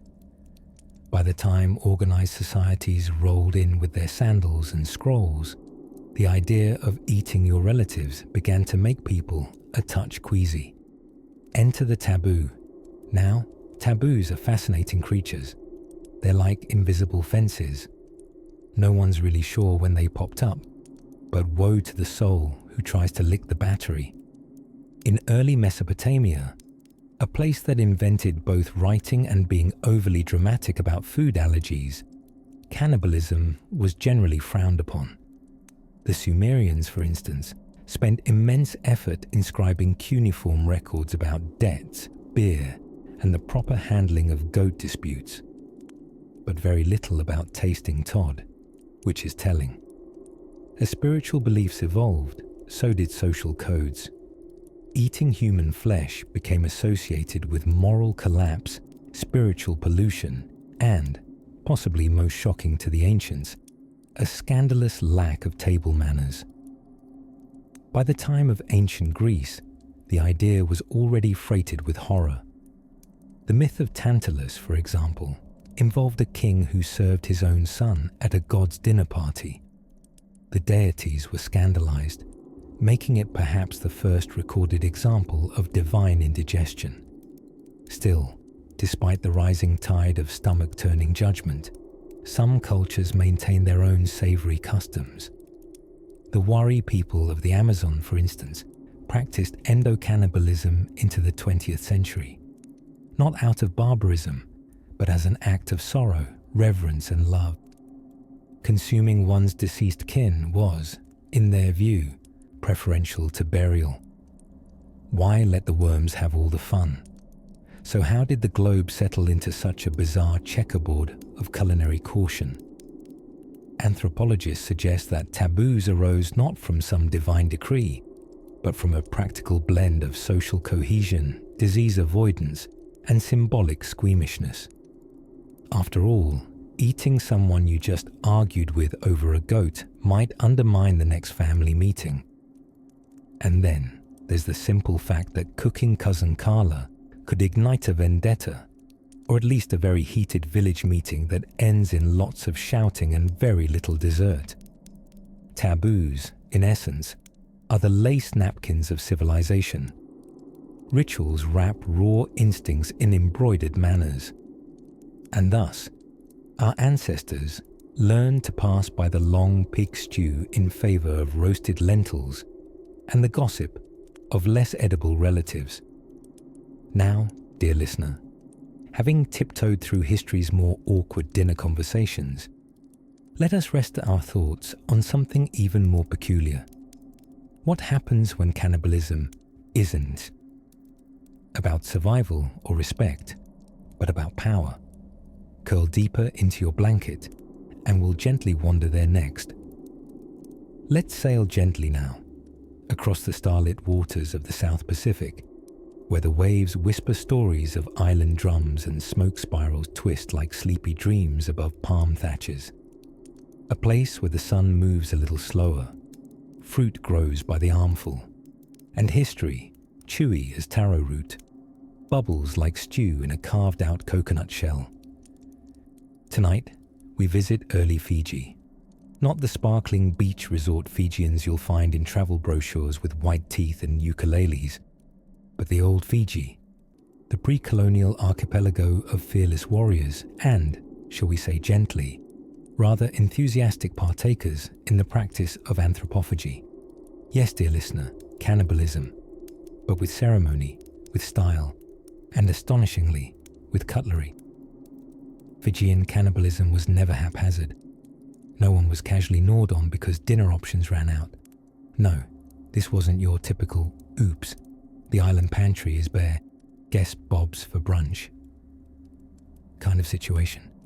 This was a ritual, a belief system, a meal with meaning, garnished with complex social spice and perhaps a little missionary as a meat course. You see, in old Fijian society, cannibalism wasn't just about nutrition, it was about absorbing power. When a fierce rival lay defeated, especially a brave warrior or chieftain, it was believed that consuming a piece of him, usually with ceremonial precision, would transfer his strength, courage, or even mana. Not the video game kind, but actual spiritual life force. Much like some people buy coffee mugs as souvenirs, Fijians collected souls using, well, slightly more edible means. And lest you imagine some primitive chaos, know this: They had utensils. Archaeologists have discovered elegantly carved tools used specially for the affair. Forks, yes, forks, made from whalebone or wood, often with 2 or 3 tines, used exclusively for the consumption of human flesh. Why? Because touching another person's cooked body with one's bare hand was considered taboo. They ate you, sure, but respectfully.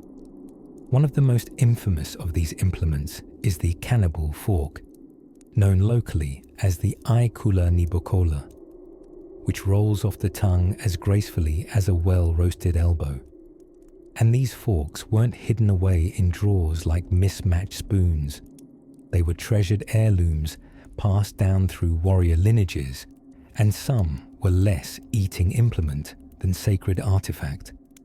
The more enemies one's ancestors defeated and ceremonially digested, the prouder the family fork. It's bedtime, so we won't paint every gory detail. Imagine instead a fireside gathering, surrounded by woven mats, banana leaves fluttering in the moon breeze, and a strong sense of occasion. The roasted remains, prepared with care, were often flavored with coconut milk and herbs, not out of cruelty, but decorum. Think of it as a very awkward dinner party with intense historical implications. And here's the curious note. This was, oddly enough, a means of cautionary diplomacy. Visiting Fijians often sat nervously at foreign feasts, less because of strange spices, and more out of concern they might be the spice.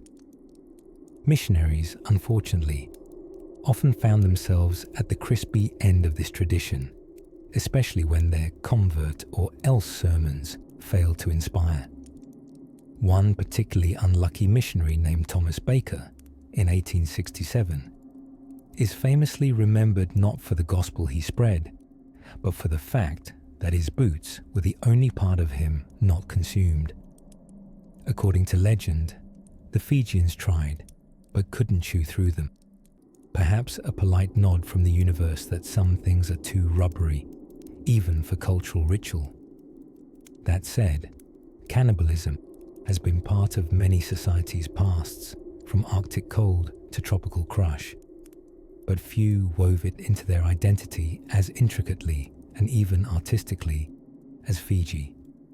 Then came the colonial era, and with it, church bells, British uniforms, and a firm discouragement of chewing on one's neighbours. Over time, the practice faded from the islands, tucked away like an old recipe card best left unbaked. Today, modern Fijians speak of this history with the kind of quiet, awkward amusement reserved for embarrassing family stories. Yes, Grandma used to eat raiders, but she also made excellent cassava cake. And so we drift onward like a canoe under a sleeping moon, past islands that once simmered with power, belief, and the occasional unfamiliar stew. Next, we'll tumble softly into the Andes, where the air grows thin, but the stories still taste of something ancient and bold. If you listen closely at the feathered edge of a dream, somewhere between temple fires and cocoa sweet dawns, you might hear the soft whisper of maize grinding and the distant shuffle of sandalwood on stone steps.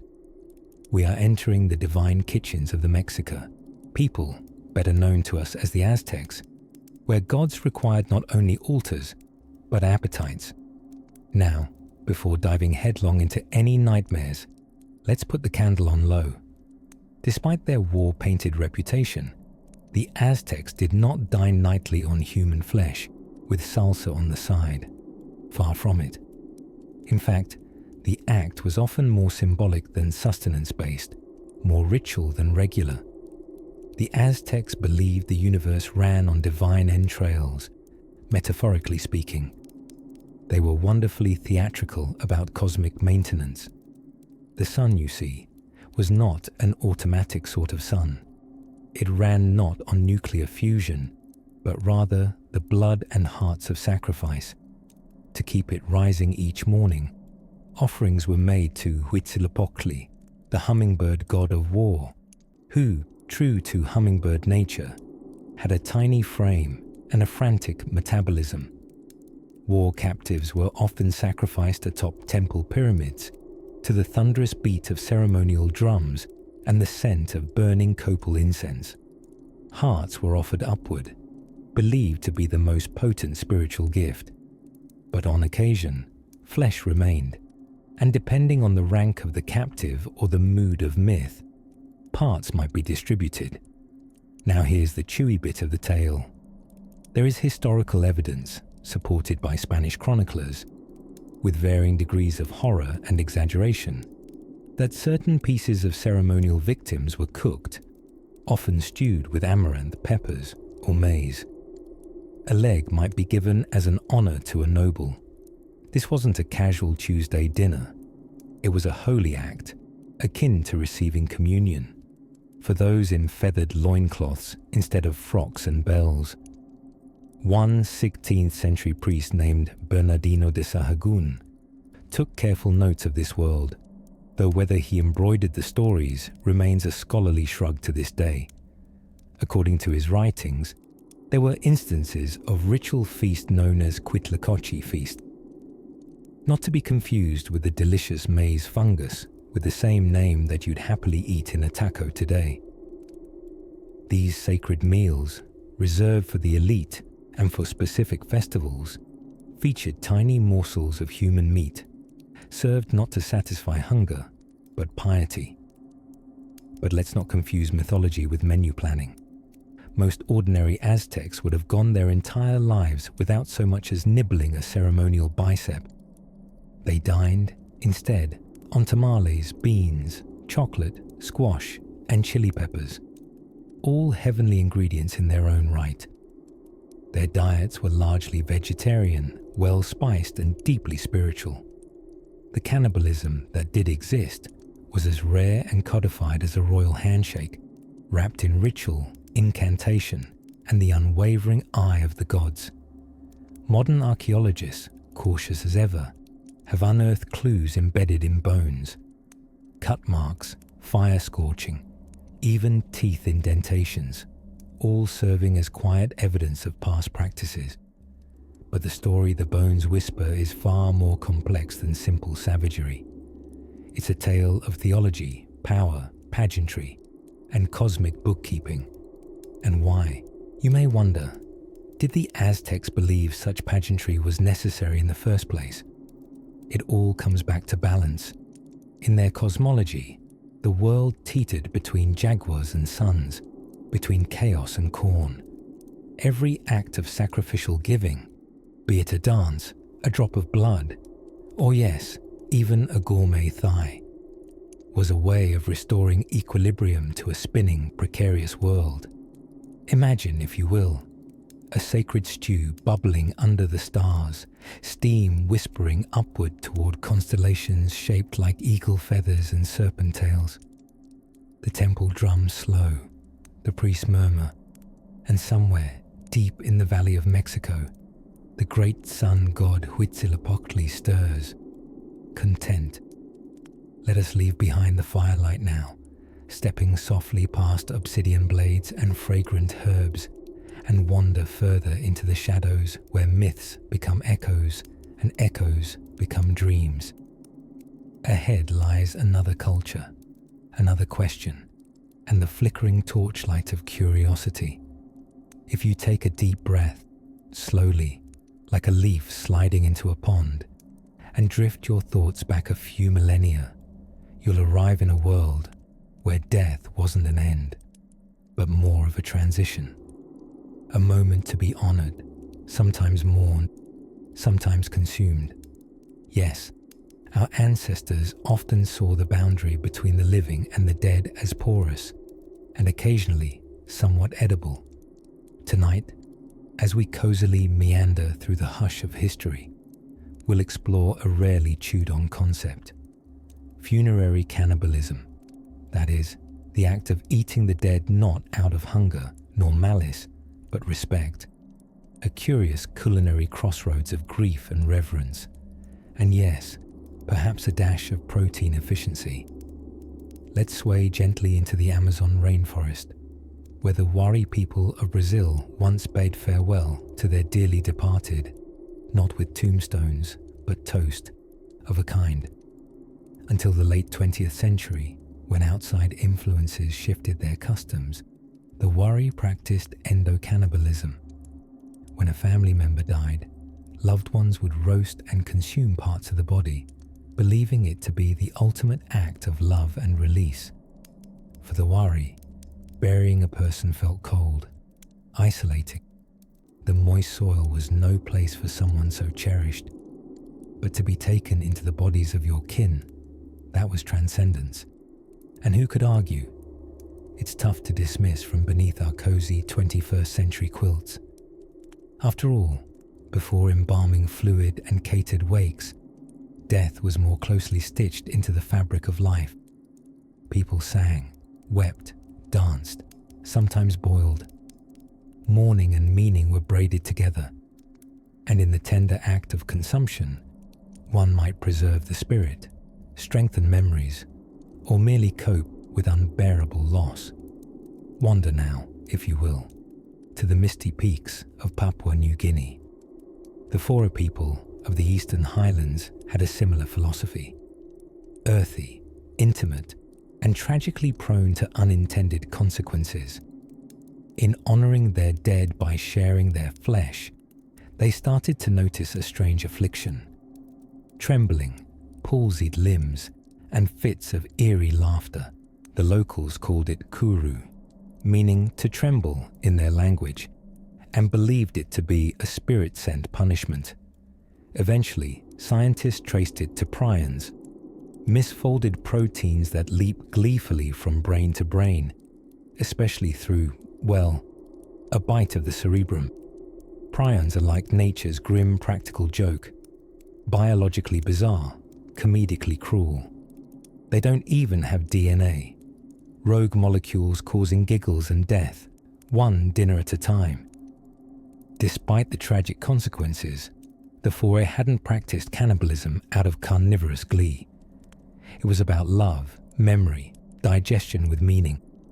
To feast upon a grandmother wasn't grotesque, it was generationally gracious. And besides, you never talked back to her after. Across the oceans, some indigenous Australian communities held similar beliefs. Here, bones were the only scraps buried, while the softer pieces nourished the tribe, the earth, and the ancestral bonds between body and land. In these rituals, spirit and sinew intertwined. Mortality became a kind of harvest. To modern ears, this may all sound alarmingly unconventional, especially if you've recently visited your grandmother and didn't pack cutlery. But remember, every culture deals with death differently.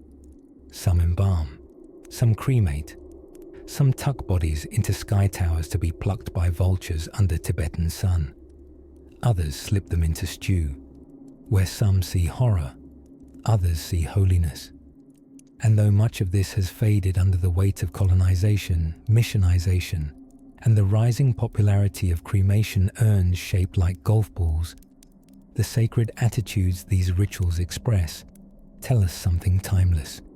Humans are deeply creative when it comes to grief, full of tenderness in the most unexpected corners of culture.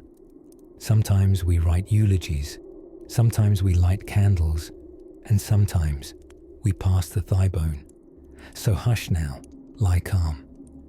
And while you may have no plans to end up in someone else's supper, fingers crossed, it's touching to know that across centuries and continents, people tried their best to keep each other close, even in death, even if that meant a side of ancestors with yam paste. Next, let's take a sleepy stroll into the world of harsh survival, where cannibalism wasn't a rite, but a desperate gamble beneath storm-racked skies. Let us drift now to the scent of burning copal in the twilight air, to the rhythm of sandals padding across sun-warmed stone, and the steady beat of drum and heart, somewhere deep in the Valley of Mexico. Yes, welcome to the golden city of Tenochtitlan, home to floating gardens, feathered finery, pyramids that kiss the clouds, and curiously enough, a menu that might raise eyebrows today. The Aztecs, towering in civilization and equally towering in myth, were not ones to shy away from ceremony. They painted their calendars with meaning, their rituals with blood, and their feasts with flavor. And yes, now is where things get tenderly chewy, because to sit down at one of Emperor Montezuma's grand feasts might very well have meant nibbling on a sliver of your former enemy. But let us not be alarmist. Context is everything, especially when dining. You see, the Aztecs believed that life and death were a cycle concealed within maize and stars, and that humans were born from the flesh of gods. Gods who had once, mind you, quite dramatically sacrificed themselves to power the sun. In this cosmic generosity, the Aztecs saw obligation. Blood fed the gods, and flesh kept the celestial engine running. So periodically, captives, especially enemy warriors taken in battle, were offered to the sun, which is perhaps the most dramatic sun tax in recorded history. After a ritual atop the great Templo Mayor involving hearts given skyward and drums echoing like thunder in bones, the remains of the sacrifice occasionally served another spiritual purpose. They were carefully cooked and prepared for elite consumption. Not a Wednesday night dinner situation, but a sacred symbolic act, a divine hors d'oeuvre, for lack of a better term. And don't worry, most Aztecs were definitely not in the habit of munching on their neighbors like corn on the cob. No, this was orchestrated with all the reverence of a royal banquet, crossed with a religious pageant. The supposed preparation involved tamales, chilies, maize, and citrus. In essence, a dish as fancy as it was fearsome. Montezuma himself was said to have had an appetite as legendary as his library, enjoying fresh fish from the coast flown in daily by relay runners and on certain ceremonial days, cutlets not found in any Spanish cookbooks. Here's the twist.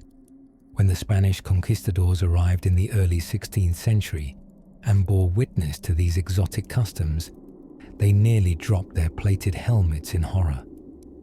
Chronicles from Hernán Cortés's men speak in wide-eyed parchment prose of banquets with human flesh cooked with chilies, and in doing so, they flung open the doors of enduring myth and scandalized footnotes. Whether their reports were wholly accurate or somewhat spicy exaggerations, well, we'll never know for certain. But what we do know is this: the practice was deeply entangled not in hunger, but in theology and ritual. The Aztecs, quite frankly, weren't short on food. Their chinampas, those wondrous floating gardens, provided an abundance of maize, beans, squash, amaranth, and the world's sassiest crop, chili. It wasn't starvation that led to sacred cannibalism, but rather a complex blend of cosmic duty, honor, and, dare we say, a touch of ceremonial flair. And as for Montezuma himself, he remains one of history's most misunderstood dinner hosts. His court was draped in mystery, murmurings, and the scent of chocolate, served bitter and spiced, of course, in golden goblets. His world view, shaped by prophecy and cycles, was worlds apart from the steel-clad Spaniards who gazed across the city with conquest in their eyes and indigestion in their hearts. So whether Montezuma's table truly featured delicacies from the battlefield, or whether conquistadors dined too long under the high-altitude sun, it remains a beautifully uncomfortable footnote in our collective past. Now hush, the sounds of Tenochtitlan fade. The canals glitter beneath a violet sky, feathers rustle in the hush of ceremonial robes, and somewhere, a drum slows to silence. Let's continue floating forward, gently, toward another ancient kitchen haunted by questions. Drift with me now to a flickering temple courtyard, lit by torchlight and heavy incense. Somewhere between stars and shadows, we find ourselves watching a ritual thousands of years old, strange, solemn, and possibly full of protein. Yes, tonight we chew gently into one of the most curious corners of ancient belief systems: ritual cannibalism offered to or conducted in reverence of the gods. Now, before your dreams are entirely cooked, know this: not every ancient culture that included cannibalism in their spiritual toolkit was indulging in Sunday roasts of reluctant neighbors. Sometimes these acts were symbolic, other times, well, not so much. Let's light a quiet little candle for the Aztecs. Much maligned, often misunderstood, and arguably the grandmasters of ritual cannibalism. Their gods were hungry, very hungry, and not in the metaphorical sense like your aunt who says, "I'm starving," and then chooses a side salad. The Aztecs believed that human sacrifice was necessary to keep the world spinning. Literally, the sun needed nourishment, and its preferred meal was, unfortunately, people. But here's where it warms into something stranger. After the sacrificed body was offered, high-ranking members of society, particularly priests and nobles, would consume parts of it ceremonially, not as a snack, but as participation in a divine meal, what scholars lovingly call communal theophagy. Try whispering that to your pillow. You see, eating the flesh of the sacrificed wasn't about feeding the tummy, it was feeding the cosmos. The act of consuming another, in this context, was about communion, not culinary craft. The body, once blessed and slain, became sacred. In consuming it, one absorbed divine energy, spiritual radiance, possibly some iron. In other parts of the world, ancient Central and West African tribes practiced ritual cannibalism, not just for divine connection, but for power itself. The Fang people of Gabon believed that consuming parts of their enemies, especially foes considered brave or formidable, transferred strength and courage. It was like spiritual inheritance, but with more chewing and fewer codicils. This idea, by the way, floats around a lot.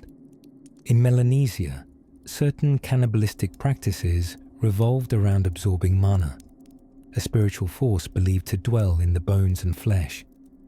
Noble enemies, prime targets, unworthy ones, possibly tough and low calorie. Now, let's fluff our mental pillows and drift eastward to ancient China, where cannibalism occasionally appeared not in ritual worship, but as an offering. Filial piety, the love and respect for one's parents, reached fragrant extremes. In some tales, children reportedly offered slices of their own flesh to an ailing parent as a gesture of love and virtue. That's right. Take my thigh, Father. It's tender and full of gratitude. These stories weren't necessarily common practice, more moral parables than how-to guides. Still, they reveal a time when the body was seen as a vessel of devotion, and sometimes a last-ditch chicken drumstick of familial care. Meanwhile, in certain shamanistic traditions across Siberia and parts of the Arctic, body parts were occasionally ingested as part of spiritual journeys. Not often human, mind you, but still part of that greater concept, that consuming something lets you travel with it spiritually, that the body is not the end of the soul's campaign, merely the start of a peculiar digestion. It's a strangely comforting idea wrapped in robes of discomfort, that in some corners of history, people sat at tables not to gorge, but to become closer to gods, to ancestors, to the endlessly mysterious universe they believed lay just beyond their teeth.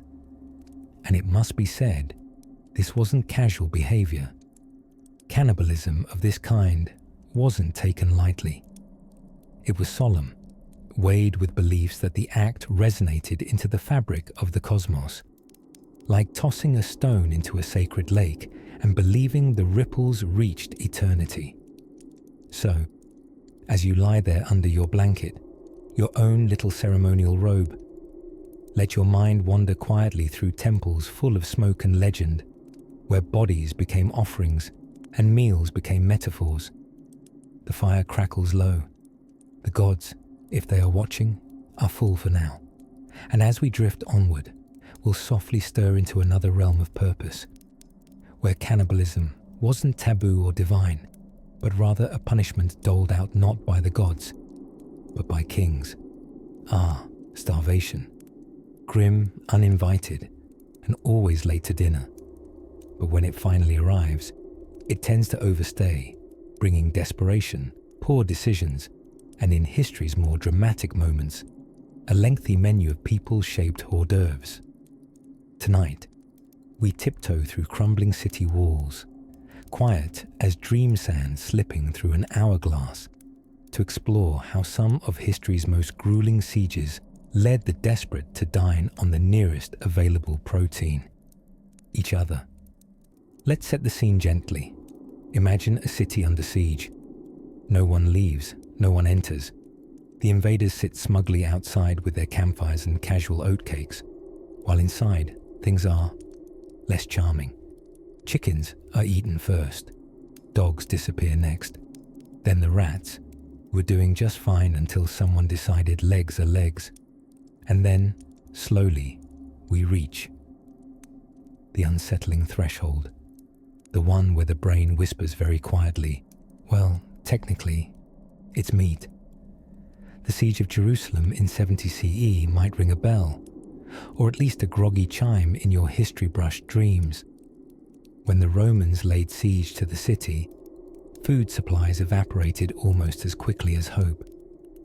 The historian Josephus, a man who was very good at noticing things and writing them down in sentences as long as a nap, recorded that people in the city, stripped of food and reason, sometimes fell into that bleakest of choices.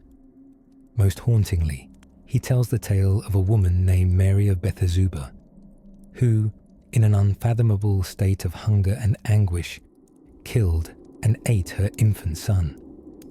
Josephus, who was hardly known for understatement, described Roman soldiers recoiling in horror upon discovering what she had done. When Romans gasp, that's history's equivalent of a double take. Now, Mary's story may sound mythic in its horror, but even myth, like soup, often begins with some kernel of truth. And sieges have cooked up situations like this all over the world. Fast forward to the 17th century, and let's take a candle-lit stroll to the siege of Leningrad during World War II. Although perhaps siege is not quite the word. Sudden freeze-dried apocalypse might be closer. For nearly 900 days, the citizens of Leningrad suffered under extreme famine. Cases of cannibalism were whispered about with frostbitten shame. The Soviet government, never one to downplay drama, classified the crime into two useful categories: survival cannibalism and murder for meat. The latter was met with severe punishment. The former, well, times were complicated. It's worth pausing here, dear sleeper, to admire the paper-thin line between ethics and empty bellies. For most of human history, communal values have taught us not to eat one another. But hunger is like a blurry camera lens. It fuzzes out morality, leaving behind only necessity and gnawing instinct. There's even a macabre term for this genre of dining: famine cannibalism. And while certainly not celebrated, it's been a background character in many a historical crisis, like a grim waiter holding a tray just out of frame. Even early American colonists weren't immune. Take the infamous starving time in Jamestown around 1609. Food shortages, desperate conditions, and probable mismanagement. All perfect ingredients for human stew, apparently. Archaeologists have uncovered bones showing marks consistent with defleshing and butchery. One skull in particular, known as Jane, bears the unnerving evidence of having been redistributed. Each bleak tale seems to echo this same lesson.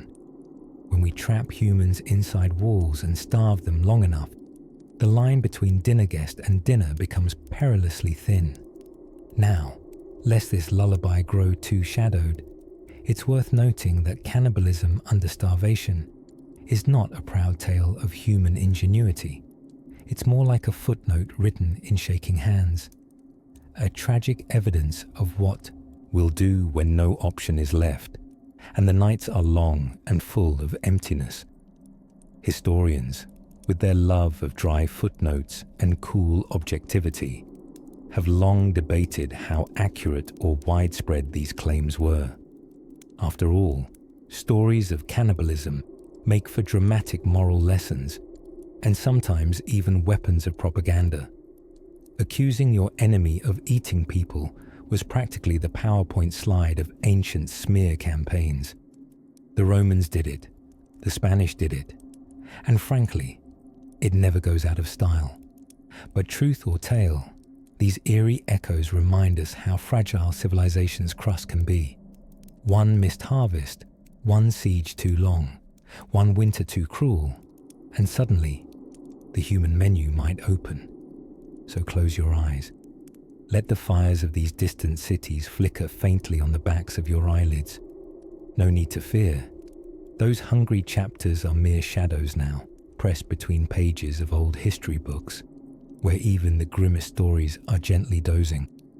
And as we tuck this chapter away beneath the blanket of your thoughts, let us now wander to gentler dreams, where behaviors, both beautiful and bizarre, are not driven by famine, but by faith. Yes, next we drift into rituals, reverence, and a kind of holy hunger.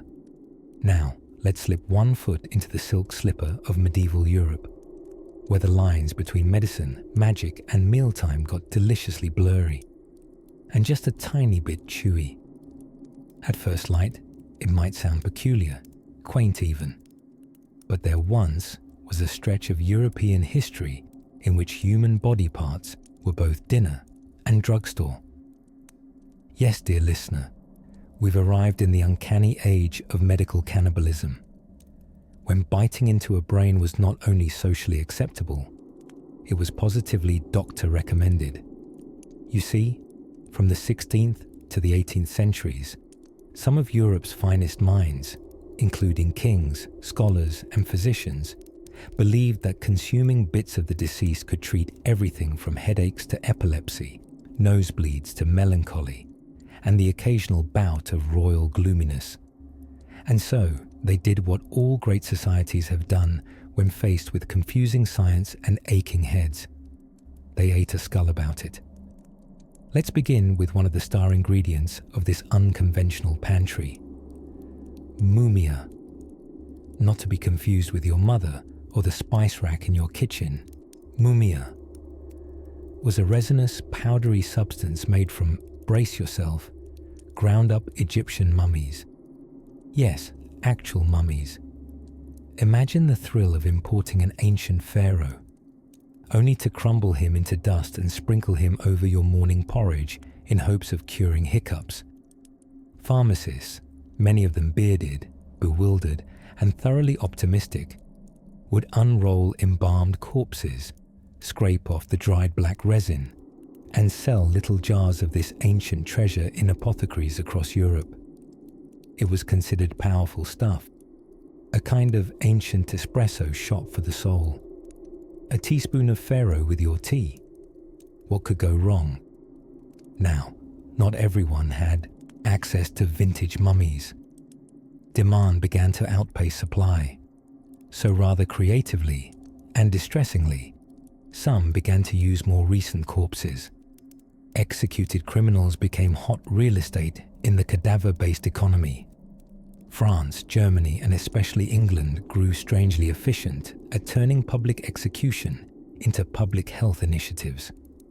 Blood was thought to be particularly therapeutic when fresh, ideally still warm. Spectators at beheadings would sometimes rush forward with cups to collect it, like a macabre version of tailgating. Some even dipped bread in it. Think of it like medieval tapas, if your appetizers came with screams and moral ambiguity. But the brain, oh, the brain was special. In Denmark, powdered skull, known quaintly as cranium humanum, was thought to quiet seizures. A spoonful, perhaps stirred into wine, could allegedly pacify the tremors of the most obstinate nervous system. For added effect, it was best if the skull had belonged to someone who had died violently. The more drama in death, apparently, the more zip in your skull serum. Which brings us to an exceptional character in this curious cuisine. King Charles II of England. Ah yes, the merry monarch himself, possessor of glorious wigs and questionable hobbies. He kept his very own personal recipe known as King's Drops, a tincture made by distilling human skull powder in alcohol. A royal cocktail of cranium and cognac, if you will. Charles believed the mixture gave him vitality and, depending on the historian, a mild glow. Unfortunately, all the powdered people in the world couldn't save him. He died in 1685, presumably with a well-seasoned liver. But perhaps the most heartwarming, well, heart-consuming part of all, was that these practices weren't usually seen as barbaric, not in their time. In fact, they were often considered acts of reverence. Eating a bit of someone was like taking in their essence, their spirit, a kind of holy roommate situation with the dearly departed. Of course, not everyone was thrilled about this. The church had varying opinions depending on the century, and the culinary elite began to roll their eyes at this kind of ingredient sourcing. Cannibalism as pharmacy eventually fell out of favor, not because of ethical epiphanies, but because people began to associate grinding up strangers with plague and, well, poor hygiene. By the Age of Enlightenment, with its powdered wigs and snuff boxes, people began to step politely away from their powdered organs. Apothecaries phased out craniums, and chefs returned to more traditional seasonings, like salt and smugness. Still, isn't it strangely touching how throughout history, humans have tried to eat their way back to life, to chew their way out of death's grasp, to sip a little more time from the teacup of mortality. And now, as the mist thickens outside the walls of our sleepy tale, we tiptoe toward one last chapter, where the echoes of taboo grow soft, and the fires of curiosity dim to embers. Don't worry, the final piece of the puzzle waits for you just beyond the veil of waking. And so, dear dream lurker, we find ourselves at the end of this strange little supper of history. The candles low, the shadows long, and even the ghosts of the past seem too sleepy for haunting. Let's take one last barefoot step into the twilight of ancient cannibalism, the final course in humanity's long and bewildering banquet. By now, you've traveled with me through the caves of Neanderthals, the spice cabinets of Aztecs, and the ritual fires of Papua New Guinea. You've nibbled on myths, chewed on anthropology, and perhaps slept through serene accounts of ceremonial snacks. But tonight, let's leave behind bone fragments and sacred feasts. Let's talk about what came after the chewing stopped, and why, blessedly, most of us don't dine on each other anymore. You see, cannibalism didn't vanish all at once. It sort of faded out, like a fading fashion trend or the mullet. A few thousand years ago, humans collectively began trading in their people pots for farming plots. And honestly, that's progress. As agriculture spread, many of the daily death-related dilemmas, with their meaty temptations, dwindled. When crops grow reliably and trade exists, you're far less likely to look at a neighbor and think, jerky. But the real turning point might be one of culture's finest inventions: taboos. Somewhere along the slow simmer of civilization, we decided that eating people wasn't just impractical, it was impolite. Humans developed religion, laws, poetry, and then decided that perhaps Uncle Harold was better off buried than braised. But why, really? Physiology hadn't changed. People didn't suddenly taste worse. Well, not provably. Our digestive systems still work just fine for filet of Fred. The big shift, as it usually is, came in the mind. Thinkers like Herodotus wrote nervously of people who ate their dead, as if hoping that moral outrage might keep things down. Later, civilizations, especially in the West, began to use the word cannibal as a way to point fingers and say, at least we're not them.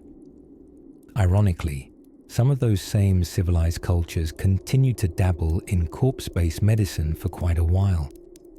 Call it hypocrisy à la carte. But even as rational thought pushed forward and forked etiquette improved, one curious little reason to avoid people pâté persisted. Prions. Ah yes, prions. Those frightful microscopic mischief makers, bundled up like little deadly origami. Found especially in the brains and nervous systems of the dearly devoured, prions can cause diseases like kuru, famously observed in certain New Guinea tribes. Symptoms include tremors, giggles, and uncomfortable levels of mortality. So, in a twist of fate, while ancient taboos and modern manners stopped the practice culturally, nature had its own say. Eat your own kind, it whispered, and your brain may become tapioca. A gentle biological reinforcement of what your grandmother probably already told you. Leave the neighbors alone. And yet, despite everything, law, science, sermon, stories of cannibalism still steam up from history's stovetop. Shipwreck survivors, besieged cities, the most desperate fringes of famine. Humans in peril return to ancient instincts. And while that's beastly and bleak, it's also a strange kind of reminder. At our core, we are kindred, with both the noble and the gnawing. We are past and present, feast and famine. But not tonight. Tonight, the campfire's down to embers, and the echoes of primal hunger have faded into softer things. You're not in a cave under siege. You're in the quiet harbor of bedtime, adrift on a pillow ship headed for dreams. And if you still lie awake, twitching with a fun fact-shaped hunger, let me offer you this final midnight morsel. In 17th century England, powdered mummy was sold as medicine. Yes, as recently as the European Renaissance, people paid good money to sprinkle ancient resin-coated human bits on their toast in hopes of improved digestion and possibly virility. Humanity does have a quirky palate, but now, with that curious nibble of trivia tucked beneath your mental quilt, allow yourself to drift further, past the bones and rituals, beyond the fires and the folklore. Float through layers of time like mist over a forgotten village. Breathe in histories that no longer bite. There are no teeth here anymore. Only hush, only rest, only sleep.